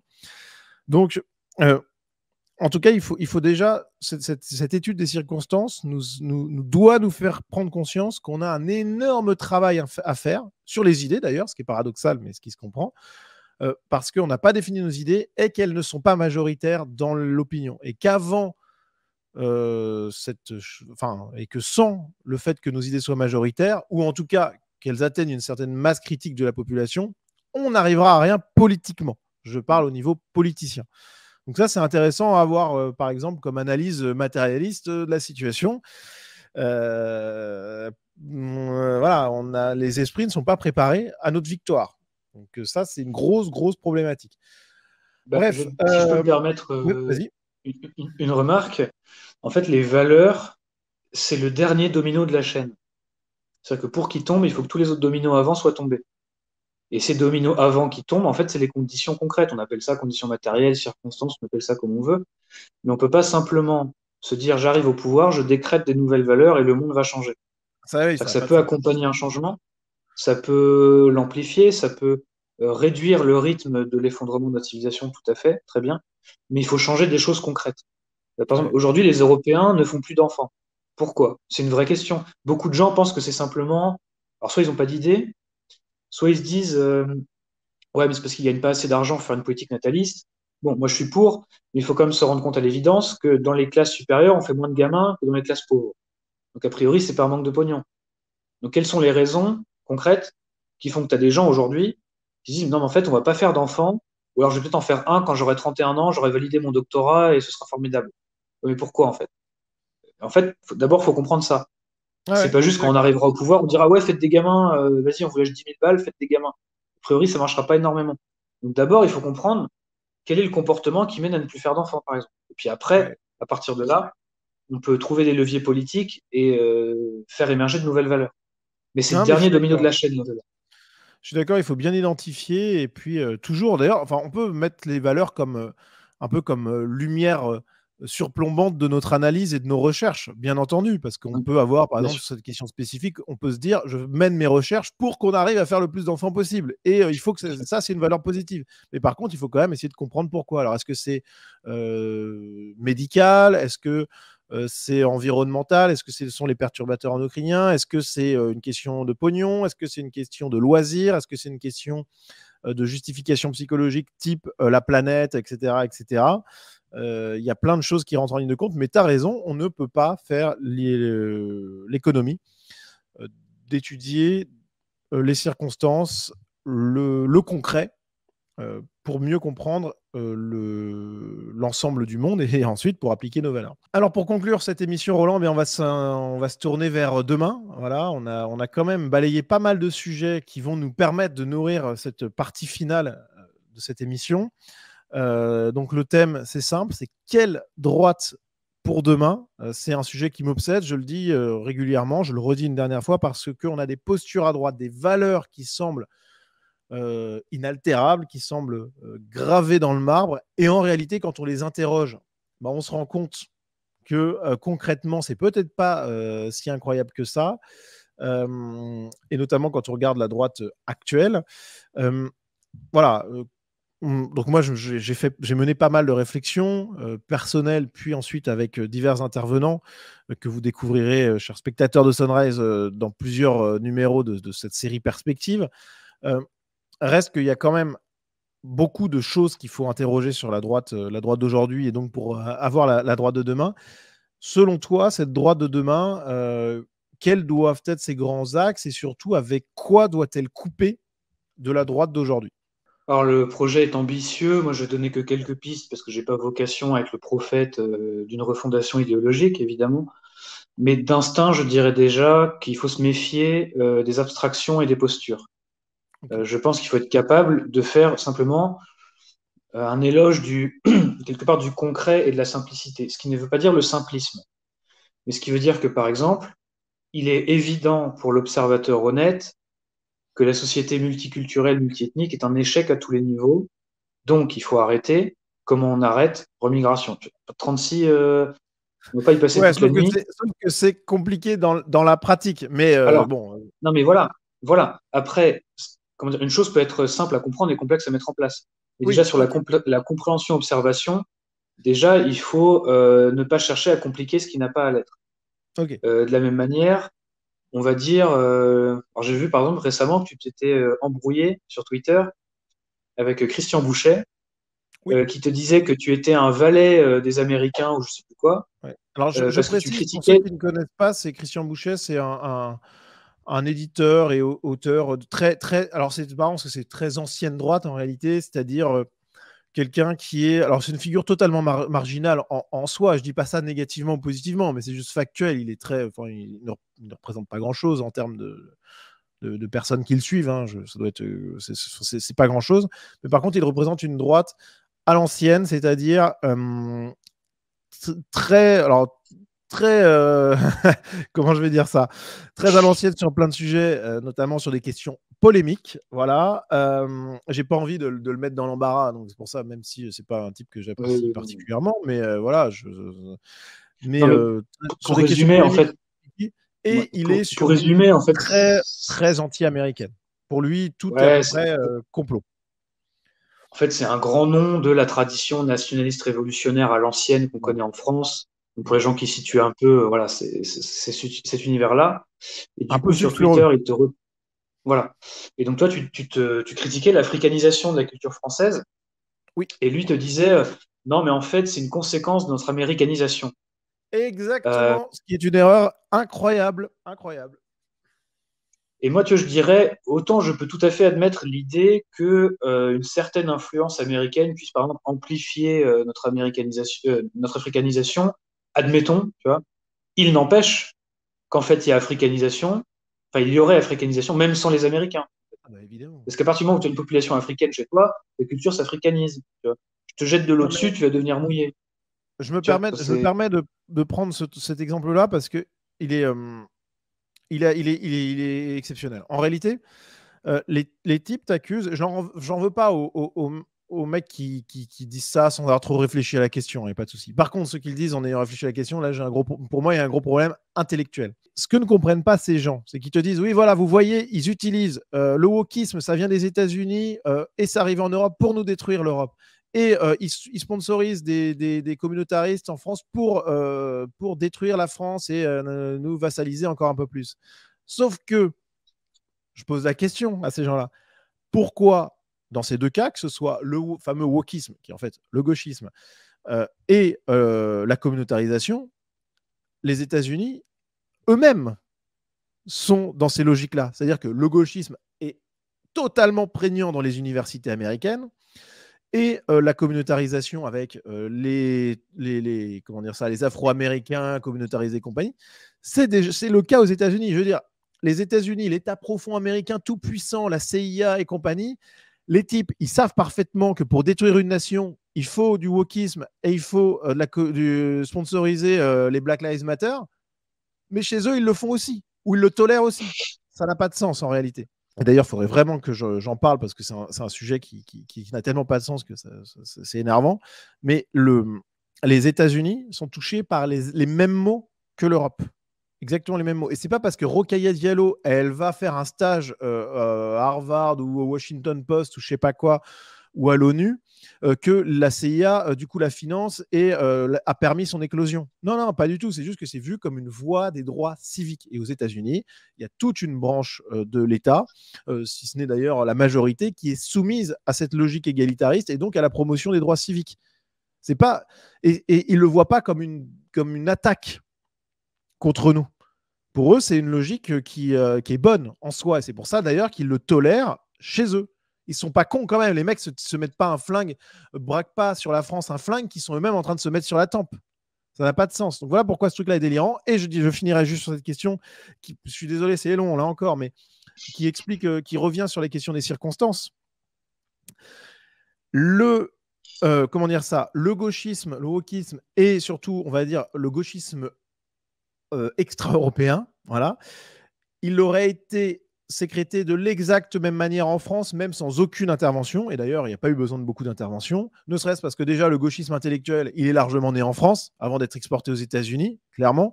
Et puis ensuite, dans tous les pays du monde où vous avez des extra-européens en masse, vous avez dès lors, sous la pression gauchiste et sous la pression démographique, vous avez des jeunes extra-européens qui arrivent dans les universités. Voilà, c'est logique. C'est comme ça, que ce soit par la discrimination positive, par leur qualité propre, parce que c'est la loi du nombre et qu'il y a forcément des gens brillants dedans, ou en tout cas pas trop mauvais, parce que voilà, on promeut tout ça, c'est mis en avant, c'est sympa la diversité. Bref, ils arrivent aux universités. Et au moment où ils arrivent aux universités et qu'on arrive aux études sociologiques et compagnie, les types, parce que l'identité est le sujet principal, ils se regardent eux-mêmes et ils se disent, voilà, bah, moi, je vais m'étudier moi-même, je vais étudier mon rapport à l'identité, je vais étudier pourquoi on est discriminé, etc., parce qu'ils sont tous discriminés, bon, ce qui est complètement, évidemment, délirant à plein d'égards, mais je ne vais pas m'éterniser là-dessus. Et donc, mécaniquement, on a cette question de l'afro-identitarisme, je ne sais pas, qui se met sur le devant de la scène. Et Rokhaya Diallo, elle est née mécaniquement de l'immigration extra-européenne en France. Elle n'avait pas besoin de la CIA, les amis, pour s'interroger sur son identité. C'est quelque chose de mécanique. Je ne dis pas qu'il n'y a pas des manipulations à droite à gauche qui amplifient ça, qui accompagnent, il n'y a pas de souci, mais partout où il y a des extra-européens qui arrivent à l'université, partout, il y a des figures gauchistes et antiracistes qui naissent. Voilà, c'est comme ça. Et je pense que c'est important de le dire. Là, on s'est un peu éloigné du sujet, mais c'était pour ça permettre de faire une réponse un peu complète. Mais par exemple, tu parlais d'afro-identité. On peut parler d'afrocentrisme. Ouais. L'afrocentrisme, un de ses grands noms, c'est Cheikh Anta Diop. Ouais. Cheikh Anta Diop, c'est Dakar, c'est le Sénégal et tout. C'est pas la CIA. Pourtant, le type t'explique que les Égyptiens qui ont fait les pyramides, c'était des Noirs. Ouais. Donc en fait, voilà, il n'y a pas besoin forcément de la CIA dans l'équation, ce qui ne veut pas dire qu'il n'y a pas des politiques d'influence menées par l'État américain. On n'est pas idiot, on sait que ça existe. Mais encore une fois, les circonstances concrètes, qui est simplement la présence d'une immigration africaine en France, expliquent l'africanisation, ou en tout cas c'est le facteur qui est suffisant. Les autres, à la limite, c'est la cerise sur le gâteau. Mais ce qui Mais compte, c'est ça. complètement. Tu aurais la CIA sans les Africains, la France s'africaniserait pas. Non, et les types qui te disent oui, mais l'africanisation, c'est déjà une conséquence de l'américanisation, ne comprennent pas que l'Amérique a connu le gauchisme et en fait a tout connu. Que ce soit le progrès, le confort, l'explosion économique, les premières questions d'immigration, avec plus d'avance que la France. Elle a eu un temps d'avance. Même si, je le répète, c'est les intellectuels français qui ont amené le gauchisme aux États-Unis, et les intellectuels européens d'ailleurs, puisque même, alors il y avait beaucoup d'entre eux qui étaient extra-européens, mais l'école de Francfort, bon, c'était quand même en Allemagne à la base, même s'il n'y avait pas que des Allemands, j'en conviens. Mais je veux dire, tout est arrivé d'Europe. Mais surtout, le truc qui est dingue, c'est que les États-Unis ont tout connu avant, parce qu'ils étaient à la pointe du truc, du progrès, du confort, et ils avaient déjà en plus une immigration afro-américaine sur place.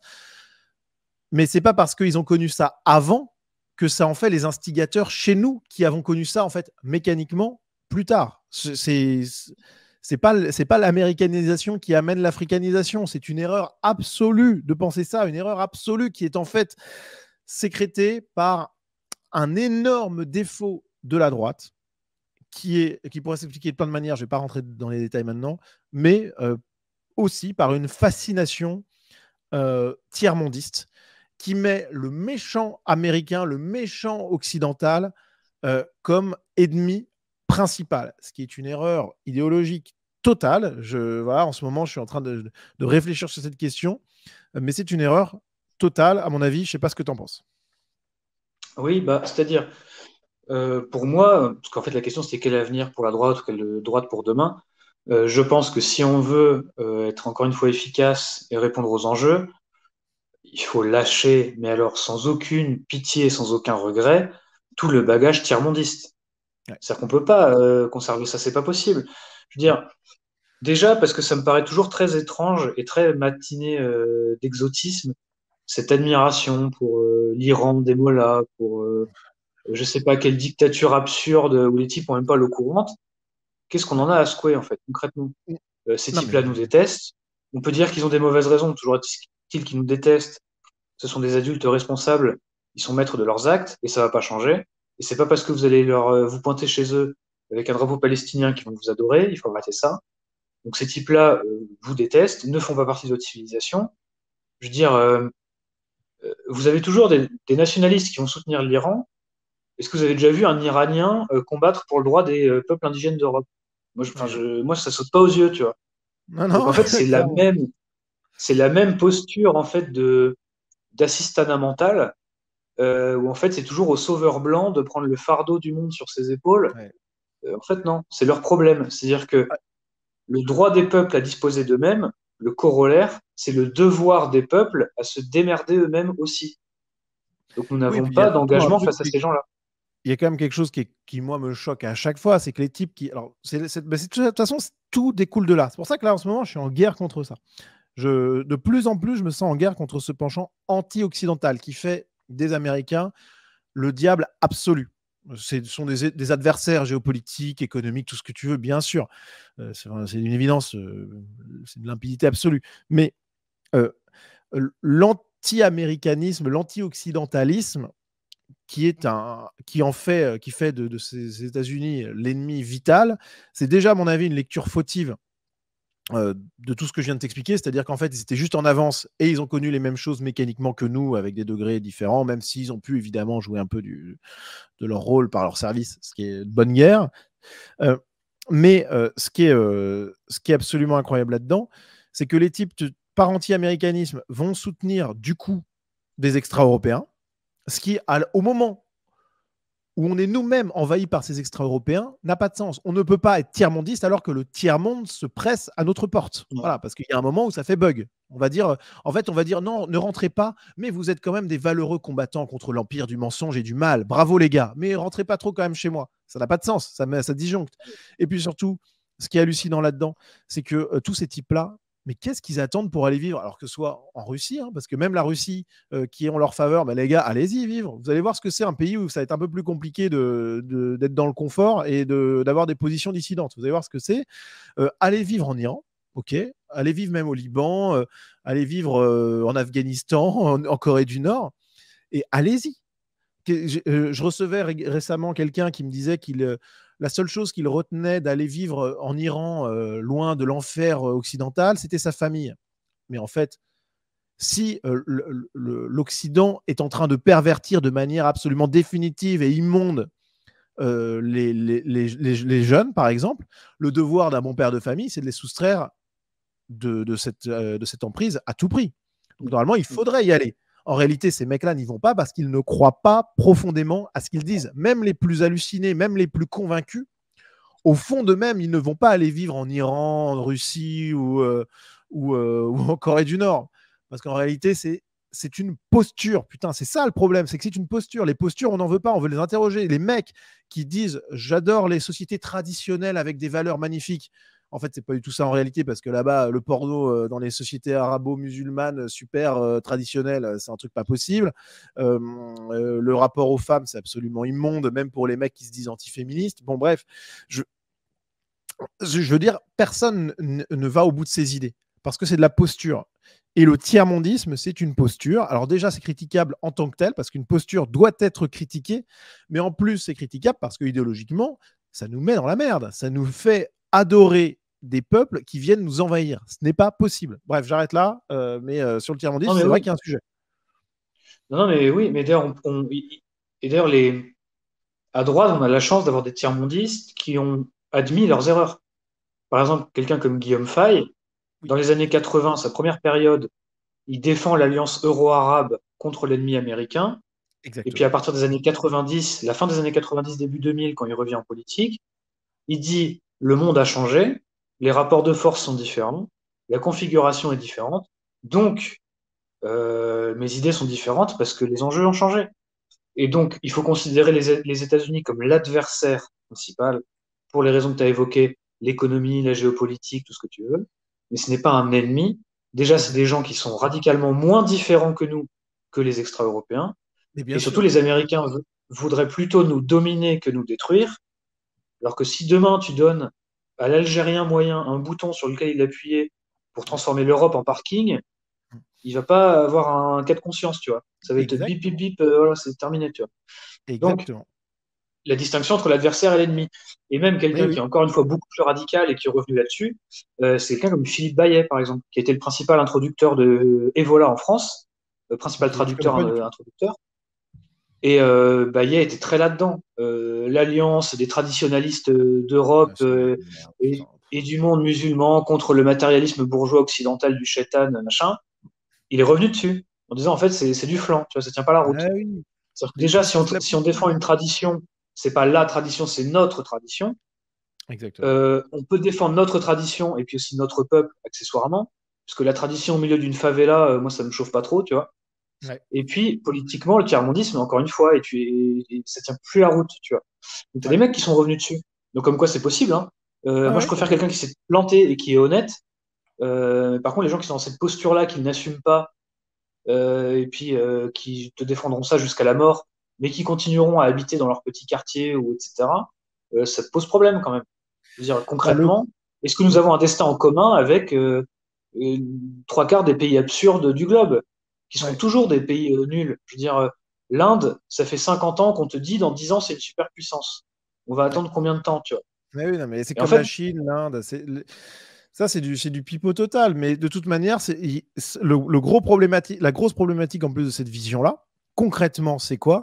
C'est que quand tu considères que l'ennemi vital, c'est l'Amérique, pour faire très simple, et que du coup, le pire, c'est l'américanisation, tu arrives à tenir des positions qui sont que l'américanisation est pire que l'africanisation. Et je ne vais pas m'étendre sur le truc parce que je suis en train de discuter un peu avec tout le monde là-dessus, mais j'ai lu récemment des lignes qui montraient que la plus grande menace pour la France, ce n'était pas l'immigration, mais la culture américaine, l'américanisation donc. Et quand tu dis ça, ce que tu dis concrètement, alors je le dis, hein, c'est une posture évidente puisque évidemment, si ta fille doit se marier, tu préfères qu'elle se marie avec un Texan qu'avec un Congolais, même quand tu es un type qui est évidemment, anti-américain. évidemment, Donc, évidemment. évidemment. Et de la même manière, si tu avais à faire un choix sans aucune autre alternative, je dis bien sans aucune autre alternative, entre soit l'américanisation de l'Europe, soit son africanisation, alors évidemment, il faudrait que l'Europe reste l'Europe. Voilà. Mais si tu avais le choix à faire et tu devais choisir absolument, bah, théoriquement, sauf à être, à mon avis, un traître absolu, tu choisirais quand même l'américanisation. Voilà, tu n'as pas envie que l'Europe devienne l'Afrique, quoi. Je sais pas si tu es d'accord avec ça ou pas. Ah oui, mais évidemment. Bah, je veux dire, Oui, moi-même, je suis très allergique à la culture de masse dégénérée des US, très bien. Mais déjà, il y a une autre facette de leur culture qui existe.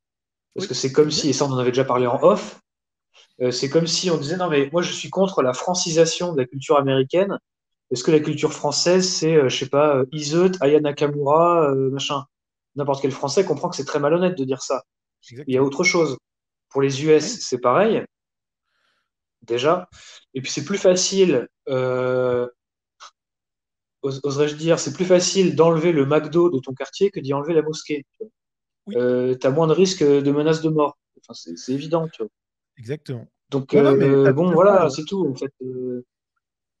Mais le gros problème de ce truc-là, de cette vision, c'est que derrière, tu en arrives à Intellectuellement, bien sûr, parce que comme je dis concrètement, évidemment, les mecs, en fait, ils iraient pas au bout de leurs idées. Ce qui montre que c'est fautif, ce qui montre que c'est de la merde, hein. Vraiment, il faut l'avoir en tête. Mais si tu vas au bout intellectuellement de ça, et c'est ce que font ces types-là d'ailleurs, du coup, ça veut dire que la question n'est plus raciale, elle est culturelle. Puisque les Américains sont nos ennemis et les Africains un peu moins, et qu'on préfère l'africanisation. Donc, du coup, il y a plus de question raciale. Ou en tout cas, elle devient mineure. Et à l'heure de la substitution démographique qu'on est en train de vivre, c'est honnêtement totalement contre-productif. Voilà, je veux dire, là, il n'y a pas d'autre mot. Et puis, c'est de l'auto-intoxication permanente, parce que c'est les discours qu'on entend sur oui, mais ces peuples-là, nos braves Africains, nos braves Maghrébins, sont un bataillon de résistance contre le matérialisme athée américain. Oui. En fait, non. Je veux dire, si tu critiques l'américanisation, un de ces vecteurs démentiels, ça a été l'immigration africaine, par exemple. C'est Ouais. les premiers à se jeter sur une nouvelle paire de pompes, à regarder des séries de merde. Ouais. Le French tacos, c'est quoi? C'est pas French, tu vois. C'est des Algériens de Villeurbanne qui ont inventé ça. Et en fait, c'est du fast-food débile où tu mélanges théoriquement un tacos qui est un truc mexicain avec. Enfin bref, c'est immonde, je peux en parler, tu vois, mais c'est Ouais. que des trucs comme ça. En fait, c'est que des fantasmes exotiques. Et une sorte Ouais. d'exotisme à droite qui fait très penser, tu sais, un peu à l'orientalisme que tu avais en Europe au 19e siècle, avec l'Orient lointain et mystérieux, sur lequel, qui nous permettait de culpabiliser de l'Europe, mais en bon teint, tu vois, en bonne compagnie. En disant, Ouais. ah oui, mais ces gens-là, ils ont tout, mais ils ont rien. Tu sais, c'est encore le bon sauvage de Rousseau, on est encore Euh, là-dedans, tu vois. Ouais, Ah, donc ils c'est sont mieux que pénible. nous, ils ont tant de chances de ne rien avoir. Ah, si seulement moi-même je n'avais rien, je serais enfin libre. Bah dans ce cas-là, rentez bien et puis va vivre. Oui, mais non, quand même pas, quand même pas, quand même pas. Bah ouais, c'est la même chose, c'est que des postures, putain, c'est infernal. Ça, c'est vraiment un truc qu'il faut qu'on extrait de la droite. Et plus le temps passe, plus je suis convaincu qu'on a raison là-dessus. Bon, bref, et on va pas faire l'émission là-dessus. On est déjà à 1h30, mais c'est pas grave. On va continuer un petit peu parce qu'il y a un sujet qui doit nous intéresser et duquel tu voulais parler, c'est la droite dans le monde d'après. Le monde d'après, c'est le monde d'après la crise énergétique. Tu m'as confié en off être Ouais. un grand consommateur de, mais là c'est la bonne consommation, des travaux de Jean-Marc Jancovici, qui est un spécialiste de l'énergie qui est vraiment passionnant à écouter, qui fait des conférences de 3 heures et qu'on écoute d'une traite, tellement c'est lumineux et bien dit. Et en gros, la droite par rapport à cette question énergétique, alors qui pour moi est la question en réalité assez centrale. Bon, je la fais en 2 secondes, c'est la thèse de Jean Covici d'ailleurs. Le pétrole a complètement changé notre monde d'une manière absolument révolutionnaire. Absolument révolutionnaire. S'il n'y avait qu'une seule révolution, alors il y a peut-être l'écriture, l'agriculture, vous me direz, qui ont été aussi des grosses révolutions, c'est vrai, mais en termes d'ampleur et surtout de vitesse de la révolution, je pense que c'est clairement la plus grosse révolution de l'histoire de l'humanité, en cela qu'elle a permis un niveau de confort absolument démentiel par rapport au monde d'avant le pétrole. Voilà. Et ça explique tout. Ça explique le progrès technique, le confort qu'on vit, et donc, comme on l'a vu dans l'importance des circonstances, eh bien, ça explique beaucoup de travers psychologiques de notre société, beaucoup d'expressions de cette décadence moderne. Bref, le monde de la modernité, au sens où je l'entends précisément, c'est-à-dire le monde en fait d'après-guerre, puisque c'est à ce moment-là que le pétrole a été largement exploité. Bref, ce monde du pétrole, ce monde de moderne, ce monde de l'après-guerre, c'est celui de l'abondance. Or, la droite doit se poser la question de l'après. Et de ton côté, tu vois 2 alternatives. Est-ce que tu peux nous les présenter? Ouais. Alors pourquoi Jean Covici? Tout simplement parce que n'importe qui suit un peu le débat d'idées en France a compris que ce mec-là prend de l'importance. Et donc, par curiosité, je suis simplement allé voir ce qu'il racontait. Et ce qu'il racontait me paraissait vraisemblable. Moi-même, je ne suis pas Oui. spécialiste de ces questions-là. J'ai un scepticisme, on va dire, face au scientisme. Il n'empêche que je suis pas, voilà. Si ça tient la route, a priori, ça tient la route. Et donc pour moi, donc le scénario de Jean Covici, c'est de dire raréfaction puis disparition, épuisement des ressources fossiles, ce qui fait que ça reviendra jamais. Donc en fait, on va avoir une société de la décroissance, soit qu'on la subisse, soit qu'on la choisisse. je précise, je me permets de préciser, c'est pas seulement le pétrole, hein, c'est aussi, comme tu l'as dit, les matières premières. Ça peut être le cuivre, le zinc, Ouais. Mm. le fer même. Enfin voilà, c'est Ouais, ouais, tout charbon, ce qui tout ce qu'on veut. permet notre société de l'abondance et du confort extraordinaire peut être amené à disparaître très rapidement. On parle de quelques Ouais. générations maximum. Une génération, c'est 20 ans, hein, donc quelques générations maximum. Et donc là, je me suis dit, mais en fait, pour moi, il y a deux possibilités. Soit Jancovici a raison, soit il a tort. Jusqu'à présent, bon, c'est pas délirant de dire ça. Et donc, s'il a raison, bah, l'avenir qui se prépare pour nous est un avenir, comme tu disais, assez proche. Ce serait qu'on serait dedans d'ici moins d'un siècle, hein. Donc, en gros, vos petits-enfants, si vous en avez, ils vivront là-dedans. Bon, bah, c'est pas compliqué. S'il n'y a plus de ressources fossiles, il y en a plus. Peut-être qu'il faudra 50 millions d'années pour qu'elles reviennent, et encore, c'est pas dit. Du coup, forcément, réduction drastique de la population, réduction drastique de la complexité des sociétés, disparition de tout ce qui est confortable et tout. Bref, vous revenez à une sorte d'âge de bronze ou à la limite de pré-Moyen-Âge éternel. Finalement, c'est ça. Ouais. Or, si vous. Voilà, donc ça, c'est premier Mais ça, scénario. c'est fou parce qu'il faut bien que les gens se rendent compte que ça veut dire plus de médecins, plus d'écoles, Ah oui, enfin, beaucoup, beaucoup moins. On est vraiment dans une société apocalyptique ou post-apocalyptique, mais on est dans quelque chose qui est alors je sais qu'à droite, là encore, c'est une posture d'idéaliser l'ancien empire, le Moyen Âge, même l'Antiquité et compagnie. Alors, il y avait des très bons côtés, notamment dans l'Antiquité, je pense plus que dans le Moyen Âge, mais faut pas rêver, les gars. N'importe qui dit ça, alors il y a peut-être toujours une exception, hein, bien sûr, dans le lot, mais n'importe qui dit ça, tu le transportes 6 mois dans cette période-là, puis tu le fais revenir et tu lui dis, bon, est-ce que tu restes chez nous ou est-ce que tu retournes définitivement dans le passé? Le type, il reste chez nous. Parce que même les plus convaincus, en réalité, voient qu'on est bien mieux aujourd'hui, même malgré la décadence, etc. etc. Bref, parenthèse oui, fermée. oui. Mais du coup, voilà, si ce scénario se produit là, ils n'auront pas l'option de revenir, ils seront dedans et puis bonne chance. Et le deuxième scénario, c'est admettons pour une raison ou pour une autre sans importance, Jean Covici se plante et en fait, on a encore devant nous au moins quelques siècles, voire quelques milliers d'années d'abondance énergétique. Bah, je pense que de toute façon, dans les deux cas, ce qui est très clair, comment dire, c'est qu'on va assister à la fin du monde égalitaire. J'en suis absolument persuadé. Je pense qu'on est en train doucement de fermer cette parenthèse. Et soit le monde égalitaire va se terminer parce que quand vous êtes à l'âge de bronze permanent, bah, tout Ah bah simplement, ça là, ne peut pas exister. là Parce que là, typiquement, les sociologues à cheveux bleus, c'est pas possible en fait. Ça tient pas 2 jours, hein. bah, c'est-à-dire que oui, on parlait plutôt des circonstances matérielles. Bah, là, très clairement, c'est un exemple où les circonstances matérielles empêcheront radicalement l'émergence sur ce terreau-là des valeurs égalitaristes, Oui, délirantes, c'est clair. universalistes qu'on connaît et tout ça. C'est clair. Donc ce sera terminé. Et si en réalité, vous avez la continuation de l'abondance énergétique, si les courbes à peu près actuelles, on va dire, de convergence des catastrophes se poursuivent, pour reprendre l'expression de Faye, euh, il y a fort à parier qu'en fait, dans le monde de l'après-guerre, de l'après-catastrophe, en fait, simplement, ces valeurs n'auront tout simplement plus cours. Ouais. Et la société sera une sorte de... ce sera en fait ce que Faye appelait l'archéofuturisme, hein, c'est-à-dire la conjugaison d'un très haut degré de progrès technique avec le retour non pas des valeurs conservatrices, ni même traditionnelles, mais archaïques. C'est-à-dire des valeurs en fait instinctives. C'est Ouais, ouais. l'instinct plus le voyage interstellaire, pour caricaturer. En gros, c'est ça. Euh, voilà.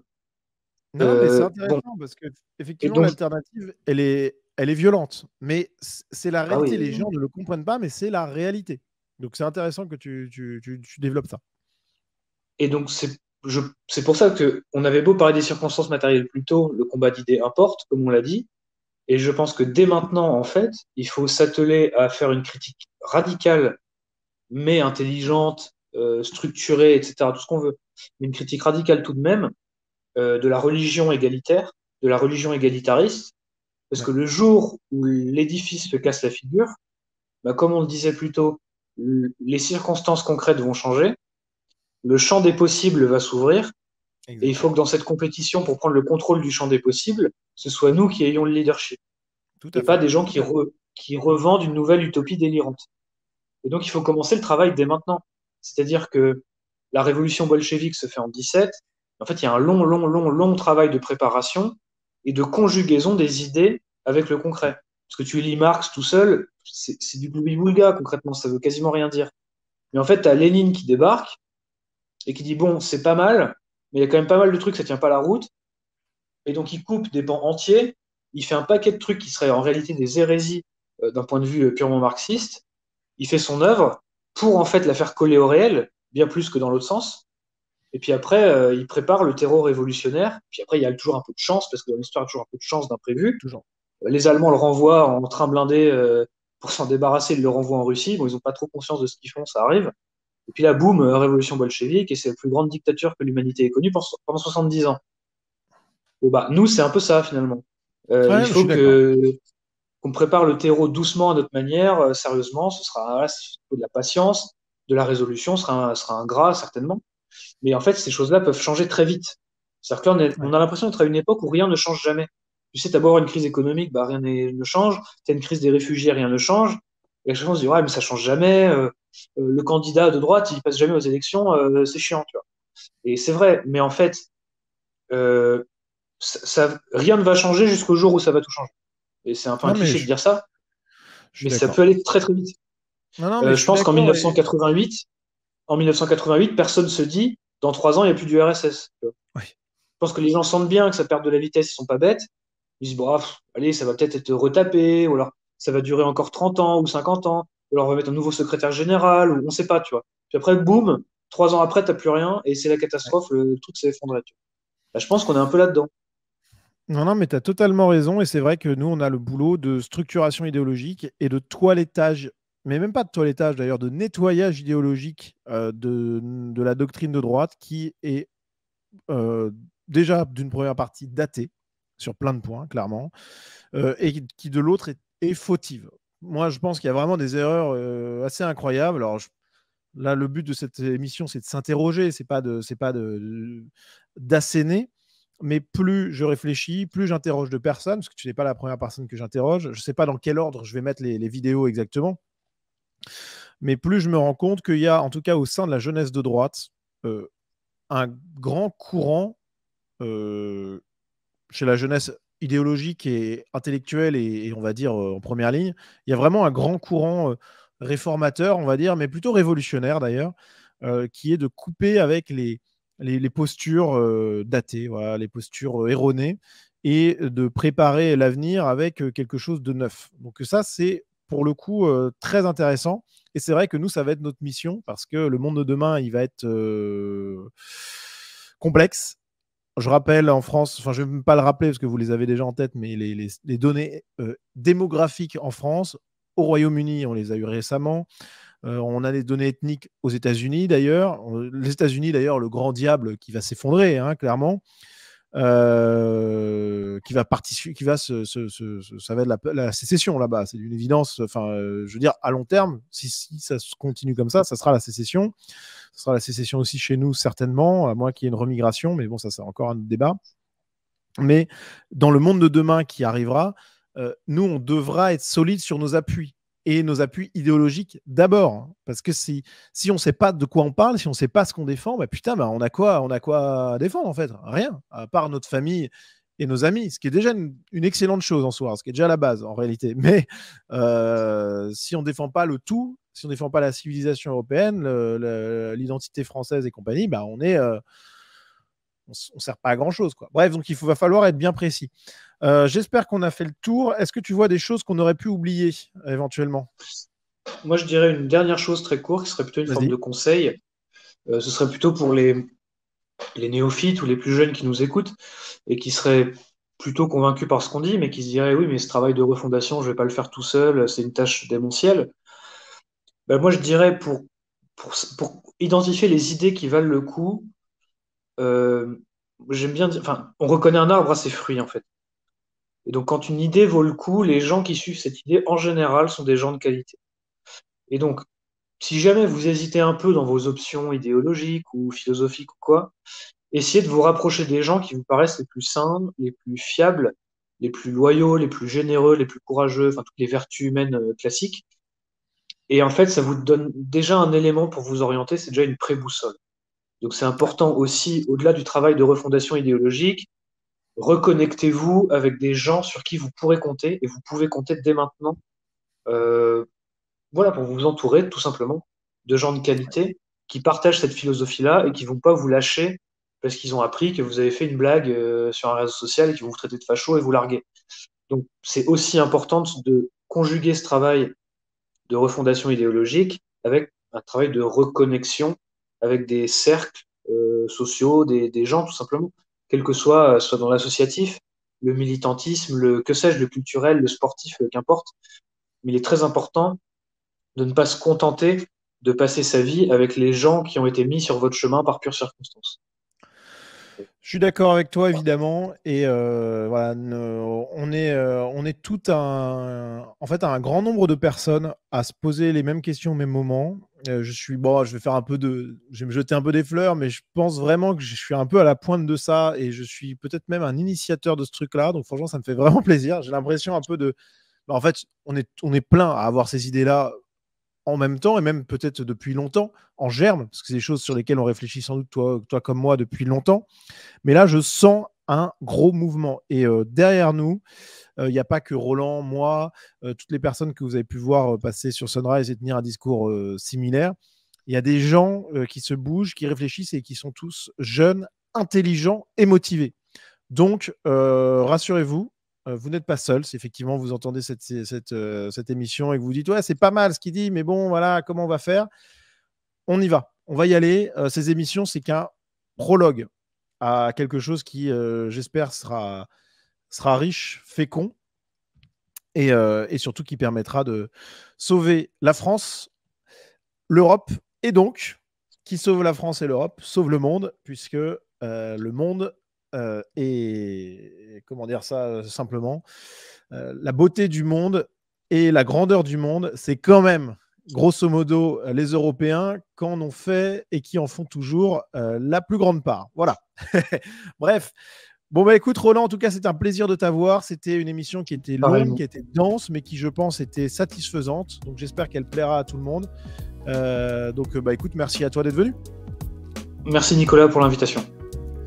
Je t'en prie. Et puis, bah écoutez, les amis, on se dit à bientôt pour de nouvelles aventures. Salut tout le monde.